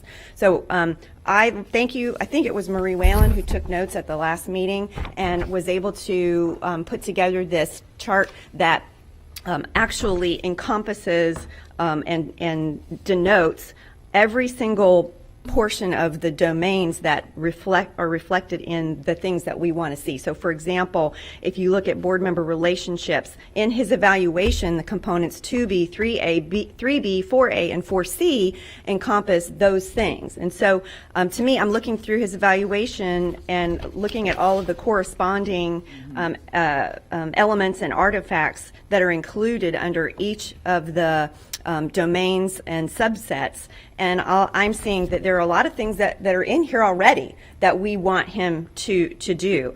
Under communicating with stakeholders, under developing and implementing a shared vision, under creating and promoting a culture for learning and safety, there are almost every single component that we have communicated is already in this particular evaluation, and that we need to hold him accountable for when the time comes this fall.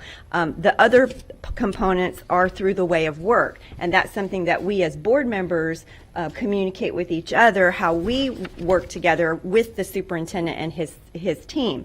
And that's something that we go through during our retreat or master board certification process, and we sit down, and if we have a problem with the way of work or we don't like the way that the superintendent is doing something with regard to the communicating between board members or the relationships or the expectations of board members between the superintendent and staff, that's the way of work that we need to focus on, and then we hold him accountable to the way of work, like we hold each other accountable to make sure that we are all following the way of work that we agreed on. So I think between our way of work document and this particular formal evaluation instrument, it covers everything that we have talked about as a board, all of the expectations, all the things we want to see, and then finally, just with our one-on-ones with each board member, we're going to notice whether or not he is doing the things that are the vision of the board, or the things that we are expecting him to do. And so one-on-one, I think we'll be able to make that determination as well. So my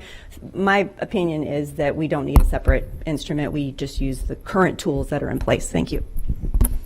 Thank you, Member Snively. And the idea, of course, is that inherently in the existing document with the edit, those concerns, 40 and the 40 concerns or more, and the HACCP survey are already inherently in the document in domains. So just trying to summarize the best I can. Thank you, Member Snively.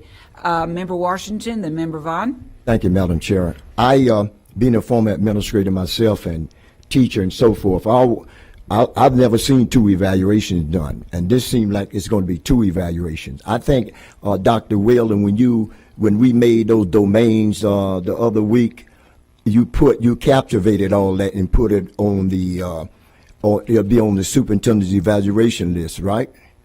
Right. Okay. So I look, we need to have a good evaluation for the superintendent, because he needs to understand some of the things that we're looking for, and the teachers and administrators in Hillsborough County is looking for.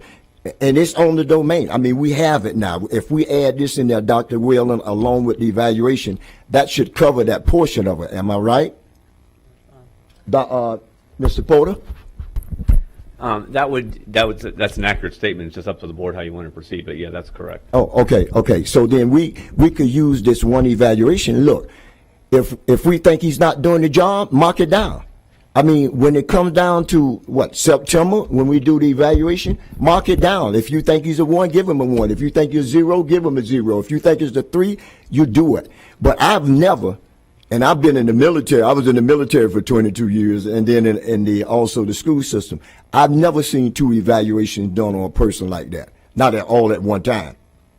It's always been one that captivated all the ideas and items that we wanted.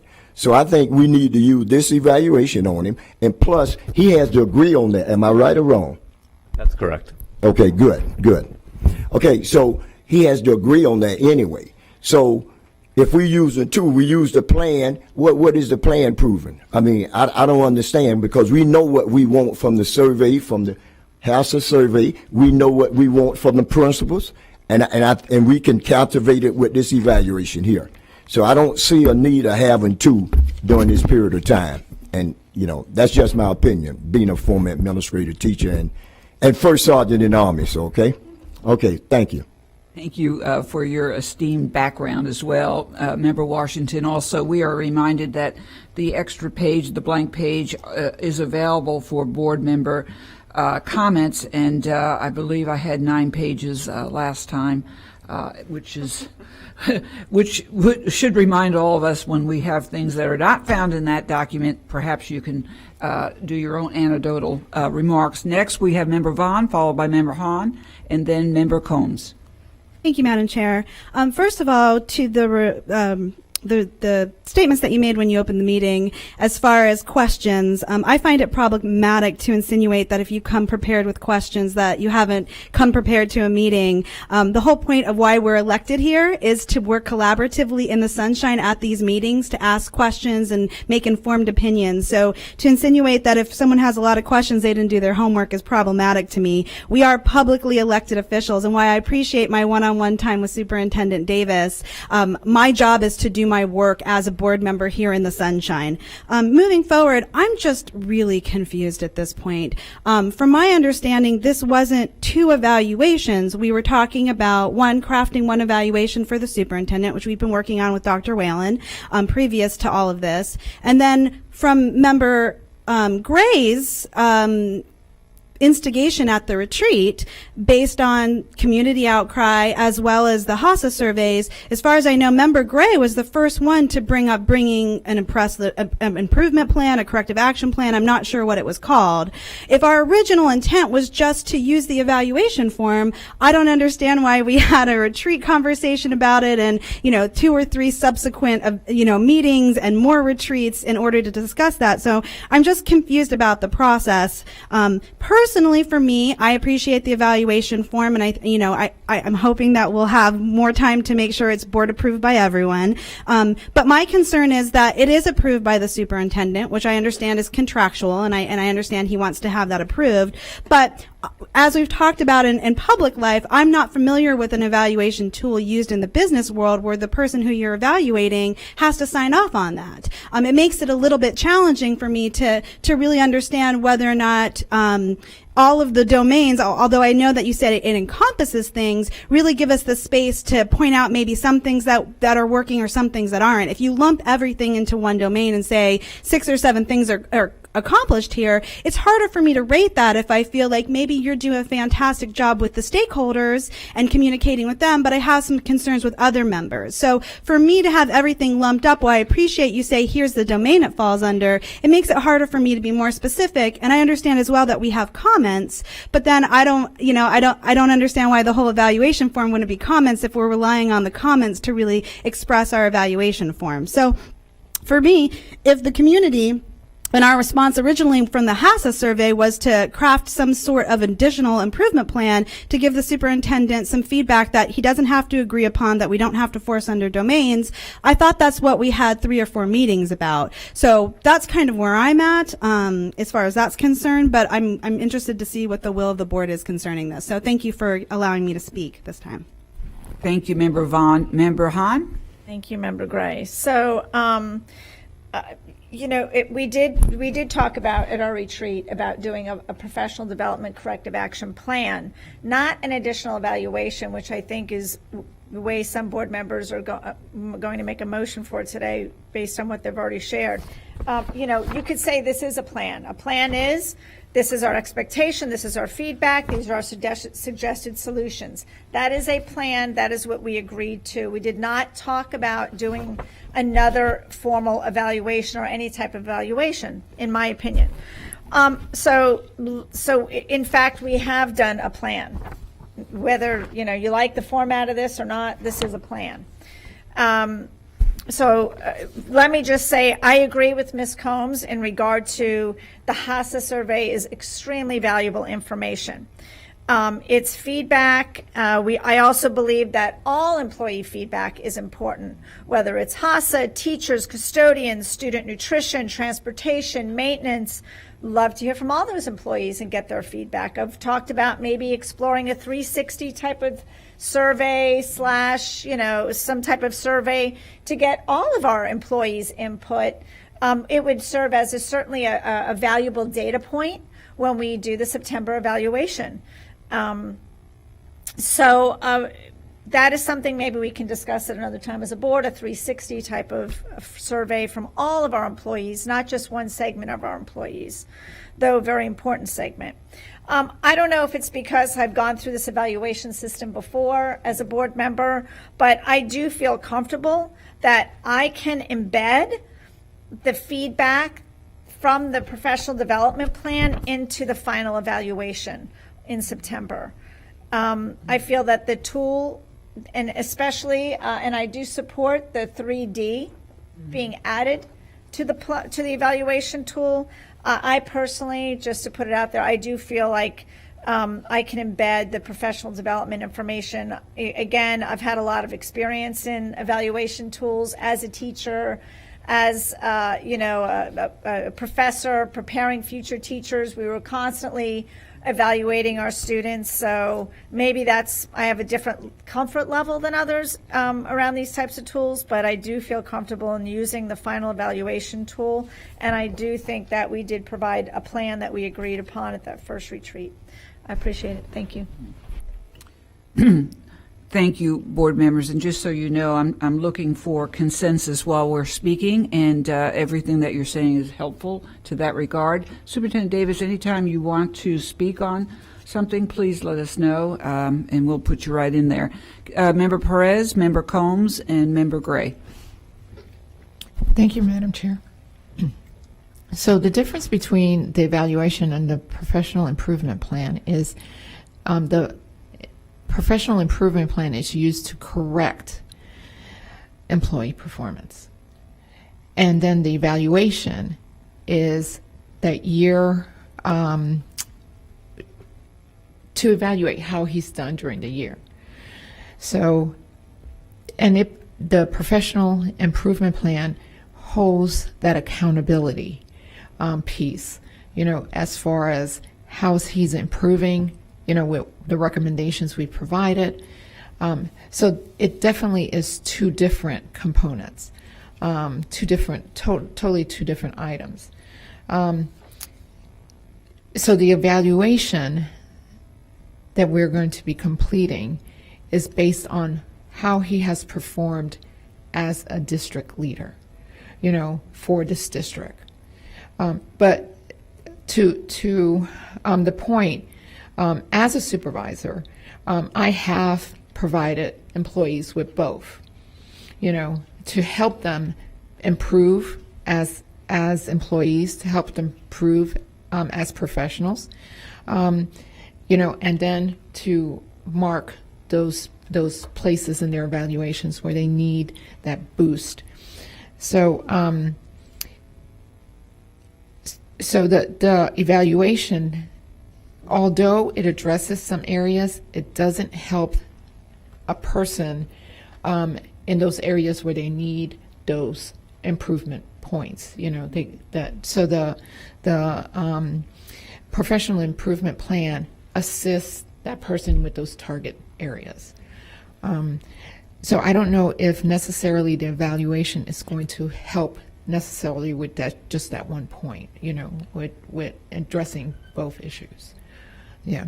So for me, I just need to find out, will the PIP be included in his evaluation or addressed in that evaluation? If somebody could address that for me, please. Yes, ma'am. Through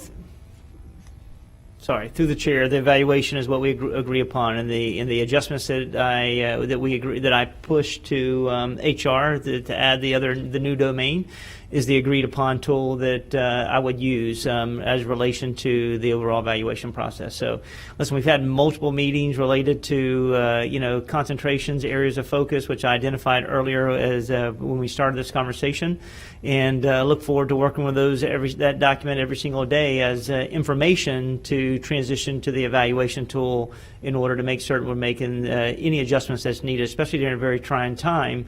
When we talk about COVID has absolutely had a major impact in this process. I have yet to be able, due to COVID, to meet with principals all at one time. That's hard to do as a leader, especially when you have 240 plus principals and you're meeting 6 or 7 days in breakout sessions. And so being able to hear that vision, that energy, the focus, the rationale behind implementation, and I get it. And this is why, I talked about earlier, the entire focus has been all on instruction, and we talk about communication is allowing other staff to come in and just give updates. And we did that. We just did that through the principal's weekly briefing. We did that through other side, virtual meetings, and we did that through other pockets, but knowing that it needs to be face-to-face and more frequently, absolutely. So we look forward to using that tool and those domains that we gave in order to drive the work. Member Perez, can you help clarify, are you looking at this as a one-time evaluation instrument, or are you looking for 2 evaluation instruments? You made a very good point. You differentiated. So just want to hear that. I'm trying to get a consensus. Correct. So if we're using the 2-in-1, then that, I'm for it. But the fact that they're both 2 separate instruments is what, I have a concern with. It's, we want him to succeed. We want to be able to provide the tools for him to succeed. Mm-hmm. And that's what we spoke about. But the evaluation is a totally separate instrument, mm-hmm. When we're looking at his success. Mm-hmm. And so if we're using both together, I don't want that to be his downfall. So with the PIP instrument, that would be something that he could target. Those are target goals that he can achieve, as opposed to the evaluation where we're looking at what he's done, his performance over the last year. Mm-hmm. That's my concern with doing 2-in-1 mm-hmm. with the 2 instruments. Thank you, Member Perez. Member Combs? Okay. Thank you so much. A couple things. In business and in education, even as educators, if a teacher is not doing a great job, they do have a corrective action plan, and we do summatives, we do formatives. There's several evaluations that occur. We had several meetings about this. I spent many hours talking about a separate instrument. That's what was discussed. If you go back and listen, when Mr. McCulley spoke the last meeting, he said, in November, I said in November, we would do a HACA survey to see if the climate and culture survey has improved. That is what we discussed many times. To the idea of that we're going back, I just don't understand that. And the problem with the HACA survey is not about not reaching the people. Over and over, it's the lack of collaboration. It's an authoritative type of leadership that is not working in our district. That is the number one issue. People don't want to talk about that, but that is the number one problem when you talk to principals, is that's how they feel. So for the board to come up with subjectively what I think should be the evaluation, to spend hours and hours talking about what everybody's thoughts are, and now that's what we're going to use, makes absolutely no sense to me, because in business and in education, there are corrective action plans. If you want to call it a professional development plan, whatever it is, if that leader is maybe not meeting the needs, then there needs to be a follow-up. There needs to be an instrument. The idea that we're just trying to put this under the carpet and disregard the voices of the administrators, I have a big problem with that. And I, for myself, I am going to speak for my constituents. I'm going to speak for the principals, and I'm going to speak for the assistant principals and the people who've worked here who have told me that they're frustrated, and the thousands of comments that had to do with collaboration. So I support you, Superintendent. I want you to succeed, but if you're not successful, I am not going to just use the September evaluation to try to find a new superintendent. I want to see that we had clear documentation, that we had a corrective action plan or professional development plan, whatever you call it, and separately the board evaluation. I think that is the will of my principals, the will of my assistant principals, and the will of my constituents. It might not be something that we want to do. It might shed some negative light on the district, but the idea is I want to hold you accountable, that you and your team are collaborating and that we continue to collaborate. So for me, I'm going to motion that we create a professional improvement plan for the superintendent using the guides, the comments from the last two board retreats and the HACA survey, and that the board examine the progress of the superintendent has made with a HACA survey at the end of November, and that is going to be my motion. Mr. Porter, would you like to clarify the motion? I think the motion speaks for itself. She's asking for, as the discussion lent itself, that there be a separate document called a professional improvement plan. And she referenced how it would be devised based on the HACA survey comments and the board comments that Marie Whalen passed out, and that you would, in November, revisit this and see if he's made progress. So that's the motion. It requires a second, and then you probably need to stop discussion on the overall thing, have discussion on this, and vote. Is that accurate? That is correct. Okay.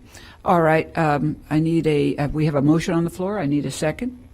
It would help we clear the board, and then you can get back into queue. So we can see in a second if there's a second. Okay. I have a motion. I need a second.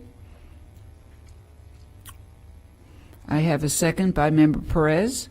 And at this point in time, do we have any discussion? Okay. Member Snively? So this is discussion on whether or not to have that second. Correct. So the only thing I will... I just want to be clear, so before Right. you vote. So Yeah. it's confusing up here sometimes. No, I'm fine. You were open I'm not to an confused overall at all. discussion that was pretty all-encompassing. This is very specific now. Member Combs has made a motion to create a professional improvement plan. That's the only thing you're voting on now. I want to make a point as well. The evaluation itself will be voted on next week or in June, not today. So you're not talking about the evaluation now. It's just Member Combs' motion. Okay. Well, the only thing that came to my mind as I'm hearing other board members' comments is, it seems that as though the formal evaluation is looked upon as being like this in a silo, and that we can't use it except for in September. And in my opinion, as a business owner who evaluates employees on a regular basis, we can use this evaluation tool every time I meet with you. We can use this evaluation tool, and I can compare it to the different components that we discussed as a board, and the different components that are already in here, to meet with you on a regular basis and say, well, what are you doing to proactively and systematically foster ongoing open dialogue with board members and stakeholders and enhancing positive and respectful professional relationships? Tell me what you're doing in that domain. So why couldn't we just use this on a regular basis as we would this? It's the same thing. To me, it's very repetitive. So I can meet with you on a weekly basis and use this tool, or a monthly basis and use this tool, and everything that's in here is in here. So I don't understand why we have to have a separate plan when ultimately I can evaluate you on a weekly or monthly basis using this tool, and then when it is the time appropriate to do your formal evaluation, give feedback on that. So I'm just trying to be streamlined and more efficient about the evaluation process. I think this it makes it a little unclear as to what our expectations are, and also makes it a little unrealistic, I think, as well. So this creates a little bit of confusion around what's going to be exactly expected of you, and it kind of puts you in almost an impossible situation by the time your evaluation comes. If this is what we have to vote on, this is what we're evaluating you on, we can use this on a weekly or monthly basis to evaluate you and make sure you're doing all the things that we heard that were important to board members. So I just don't want to be redundant is what I'm getting at as far as that's concerned. That's just my feedback. Thank you. Thank you, Member Snively. Member Hahn? Thank you. So just a little clarity for me on the motion. So, and I think it goes back to something Member Perez said, that this is a plan of action, a professional development plan, whatever you want to call it, what we came up with. Again, it may not, I don't know if you don't like this format, but it's basically giving him feedback and some suggested action steps. So the motion is asking for another plan or an evaluation tool to evaluate this plan. I don't know who wants to answer. Mr. Porter? Yeah, let's be clear about this, board members. Yes, please. There's only one evaluation tool that the board. Okay, so this is the evaluation tool. And Member Hahn, if you don't mind me just clarifying a little bit Yes, further, because I think thank it's you. a very important legal point that we need to make. You have a contractual obligation to evaluate the superintendent in a mutually agreed upon instrument. Yes. That's in the contract. You have a legal duty to do that. That's only one evaluation. Whatever else you want to do is within your realm as a board. It's not an evaluation. He does not have to agree to it. It's a plan that the board comes up with, and then you can do with that what you will. But it's critical that you do not call whatever, if this passes, an evaluation or a second evaluation. You can call it whatever you want, but it's not an evaluation, and that's an important distinction that needs to be on the record. It's a professional improvement plan. But isn't that what we have? We gave him feedback, we gave him action steps, we agreed that Ms. Whalen would put it together. So No, it's a professional improvement plan that's tied to a post-HACCP survey, and we discussed that. Okay, let's go ahead and, Member Hahn, continue.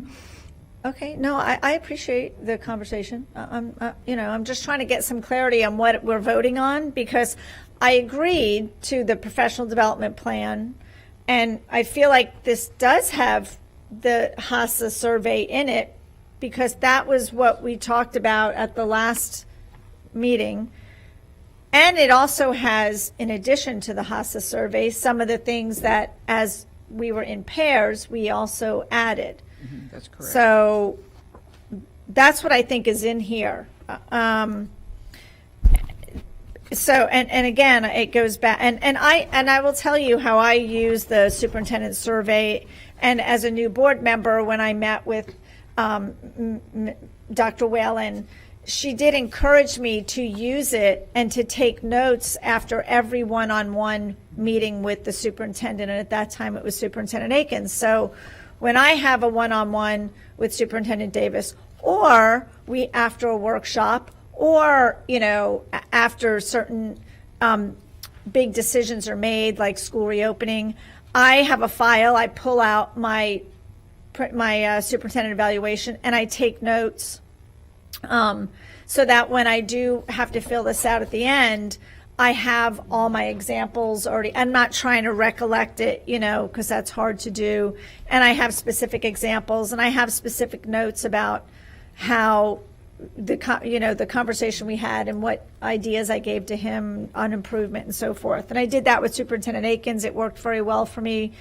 And my evaluation on Superintendent Akins was probably 8 or 9 pages long, to be honest. The narrative was. Mm-hmm.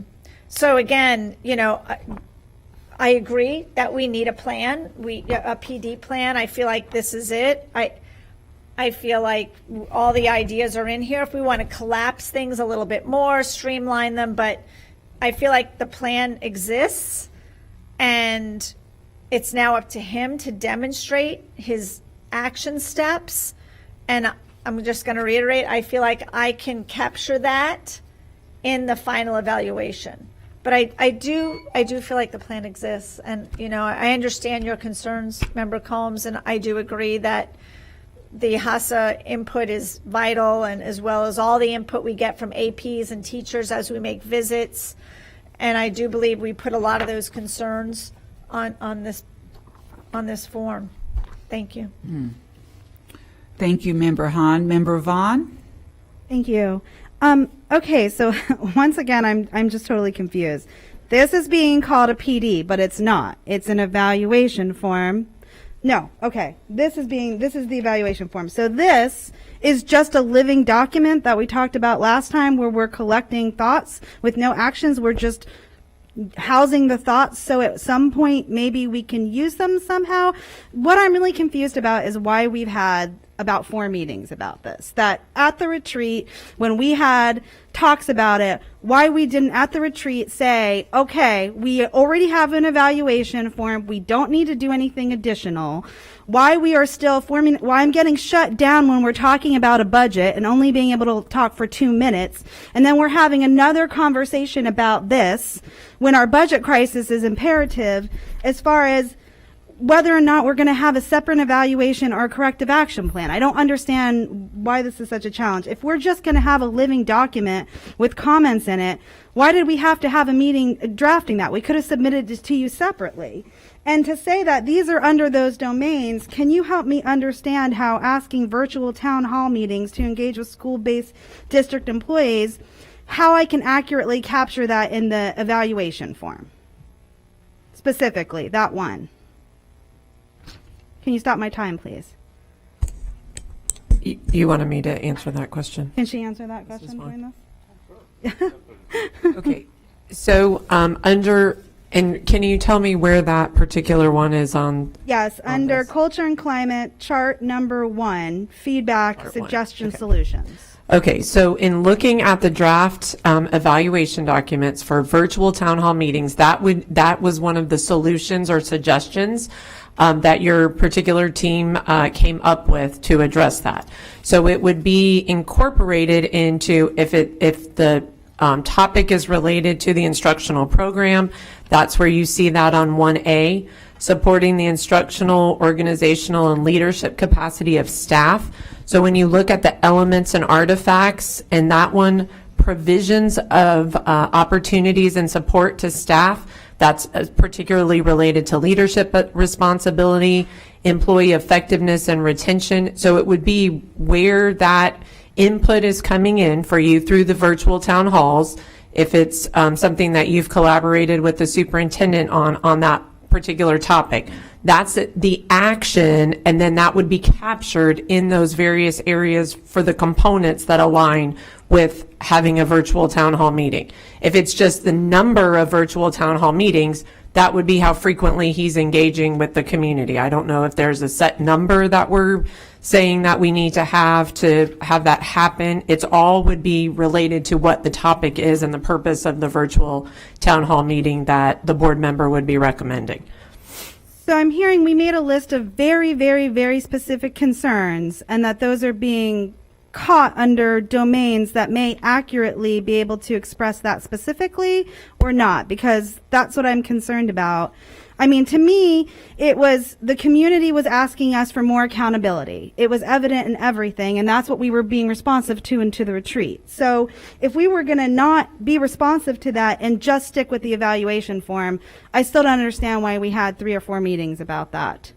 Through the chair, can I say something? Sorry, Superintendent Davis? Yeah, so I would disagree. I think the meetings were very valuable, especially for me. This would be the 5th meeting that we've talked about the 4 areas of concentration. So this would be the first time that the board, as a collective, the new board, got together and provided clear expectations related to at scale moving forward. So, this document is a leading document that I will use through my evaluation. So I think it's very informative to allow me to drive my work and be that adaptive leader within this process. So I would say that don't discredit the time that we've had, because it's extremely valuable to me in the leadership as we move forward. I appreciate that, Superintendent Davis, and I'm glad that you got feedback and that's going to help you be a better leader. However, it could have been under the guise of let's get together and give the superintendent feedback that will help him be a better leader, and not under the guise of crafting a professional improvement plan. That's what I mean as far as not being clear what our time was being spent on. I'll meet as much as we need to in the sunshine to give you feedback, but to understand if we're still talking about 3 or 4 meetings later, if we're going to have 1 or 2 separate documents is concerning to me. It speaks to the chaos within our board, which I'm concerned about in general, whether it's because we don't have infrastructure or we're not following bylaws or we don't have clear understanding of our bylaws and procedure. The fact that we're still talking about this and we're confused and we have so many questions concerns me on a level of chaos within our board. So that's all I'm going to say about that. Thank you. Thank you, Member Vaughn. And just real quick, we had 2 meetings. They were very significant. The HASA survey, at least in my mind, and I brought it to the board before the public was given it, definitely in my mind deserved the feedback from our board members with Superintendent Davis. So, those times that we can communicate what we're feeling in a more informal session, I think has a lot of value. And one of the most important jobs we have as board members, actually is 2, the superintendent, and the second one is financial, and well, actually the third would be policy making, but the superintendent, choosing the superintendent is the critical standard for importance. So, and Superintendent Davis has the will to improve, and we are hearing that from him, and we are going to wait for actions. Now, I know we have to finish at noon, so I'm going to just end my conversation. We're going to go ahead with Member Perez, Member Washington, and Member Snively, and then Member Combs, if you don't mind, we'll do the vote at that point in time. Okay, thank you. Thank you, Madam Gray. I have a quick question. Does the district, with other employees, provide a improvement plan, or do they wait until their evaluation with HR to let them know their deficiencies with their? They evaluate the employee. It's the basis for the evaluation, and then if there is a certain performance category based on the contract for the employee, then there could be an assistance plan that's put in place. Yes, ma'am. Okay. Thank you, Member Perez. Member Washington? Yes, I agree with Dr. Hahn, because many a time when I've done one-on-one with my employees, I have the instrument, and then I will come out with the question, say, okay, for example, tell me what you have done to improve the cultural collaboration. Then they show me some proof, or we have some type of identification what we do. I make notes on it. Then the next time I have something different. Then when we come back to the end of the year to do this, I go back in my drawer and look at my notes, and look at all my notes, and then that's how I would do my evaluation. But I think what we need to do is get on the same tune of music right now, because we all over the place jumping out of trees and all this. So let's get on the same tune of music so we can do what's right and get this done with, and work together as a team. Because it just irritates me we're not working together as a team. I guess that's one of my coaching points. Hey, I'm old-fashioned, and you come down to that. We work as a team, and we do what we need to do, and whatever we decide, we don't decide as a team, because we want the superintendent to be successful. So whatever it is, because if he fail, we fail, and that's no crap. He fail, we fail. Okay. And then the children. We all have great points. So we got great points. Yeah, we do. We do. Everybody does. Very valued and very important. And they're being shared in the sunshine. So Member Snively, then Superintendent Davis, and then Member Combs, and then I think we'll end the meeting following those remarks. Thank you. Thank you, Madam Chair. I will also agree that the sessions, even though the original plan may have been to come up with a development plan. Plans change, and I think we vetted a lot of information with each other. We spent a lot of time listening to each other about each other's concerns. So I think that time that we spent together talking about some of the things that we'd like to see improving in Mr. Davis's performance were very valuable. So I also think that even though this is, I don't think this should be a formal plan, but I do think this could be a guide for us to refer to when we meet together, when we have our one-on-ones, and then when in a lot of times in the business world, when you do a formal evaluation, because you haven't had a formal evaluation yet, right? So this will be your first formal evaluation. And at that point in time, after we have used this as a guide, because you've heard what we had to say about what we'd like to see in your, change in your performance, and then we've had the opportunity to actually give you a formal evaluation. If at that time we feel as a board there needs to be an improvement plan after a formal evaluation, I think that makes sense. I think that's a kind of a standard practice once you have had a formal evaluation. You haven't even had one yet. So that's my opinion is I don't know that we need a formal plan of action right now. I think we could definitely use this as a guide. This is all very good information, very helpful for us when we meet with you either as a board or one-to-one. But I would say maybe if after using this as a guide and after giving you your formal evaluation, if the board still feels like there needs to be some type of improvement plan, which I hope to God at that point in time that's not the case, because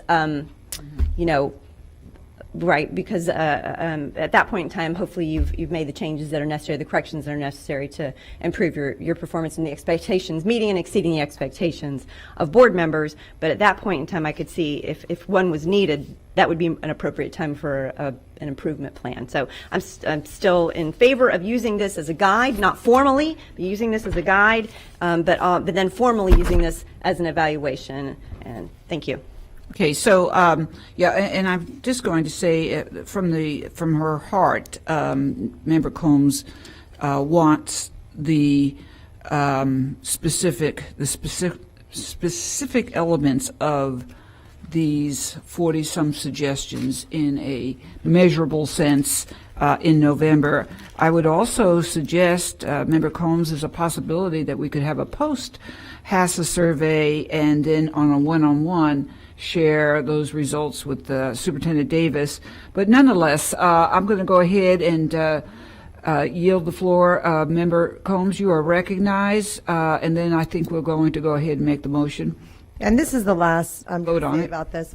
I'm sorry. No, go ahead.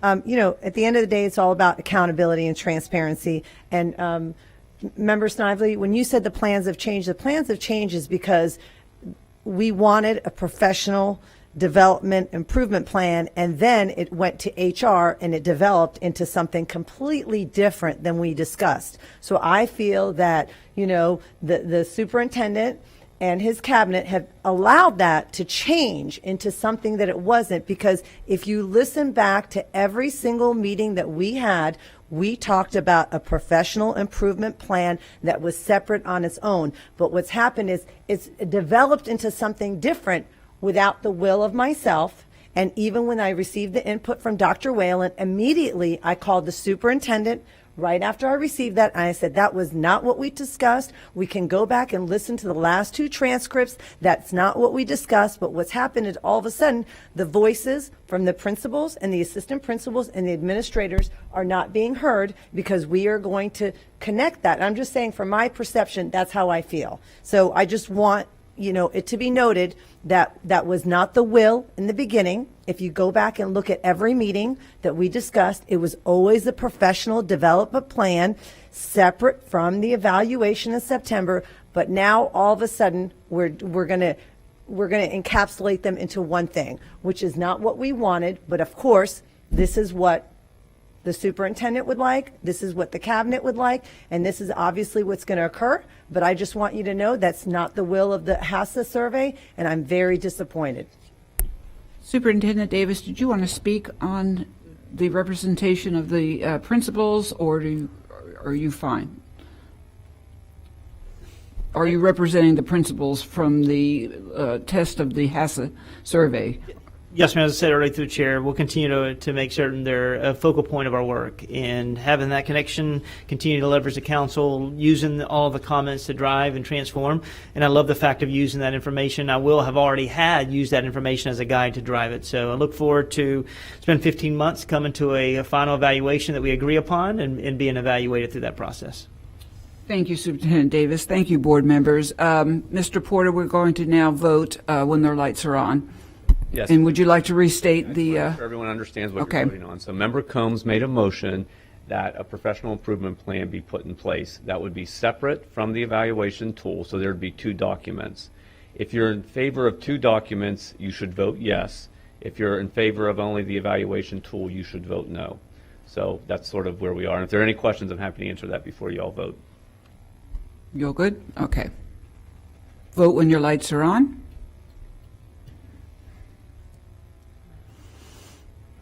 And we have 4 that say no and 3. So let me go through as Member Washington, no. Member Vaughn, yes. Member Perez, yes. Member Gray, no. Member Snively, no. Member Hahn, no. Nadia Combs, yes. Thank you. Madam Chair, the motion fails 4-3. Right. So there'll be the evaluation tool that you'll vote on May 18th, and then the superintendent will be evaluated with that. Or, and I can see, I'm anticipating what Member Vaughn's going to say, so may I? If there's a motion at May 18th to continue the item until June, she would need to make that if she doesn't feel that the instrument is ready to be approved. I would caution you, though, because of your contractual duty to evaluate him by September, I would recommend that you wait no later than June to approve the instrument, but that's up to you. And again, you could do it in June, and just understand that there is a timeline that you're bound to by the contract. Okay, and the expectation is to put it on the agenda. It's on the in May. agenda. It's on the It's agenda. on the agenda. I just know that there's been some discussion about whether it's ripe to be approved or not. And again, my caution would just be no later than June. Okay, and it's our hope that members will continue talking to our superintendent about their concerns as they need to, and as questions arise. Thank you, board members. We'll see you tonight at the recognition, 5:30. So it should be a very positive time, and have a good afternoon. Adjourned.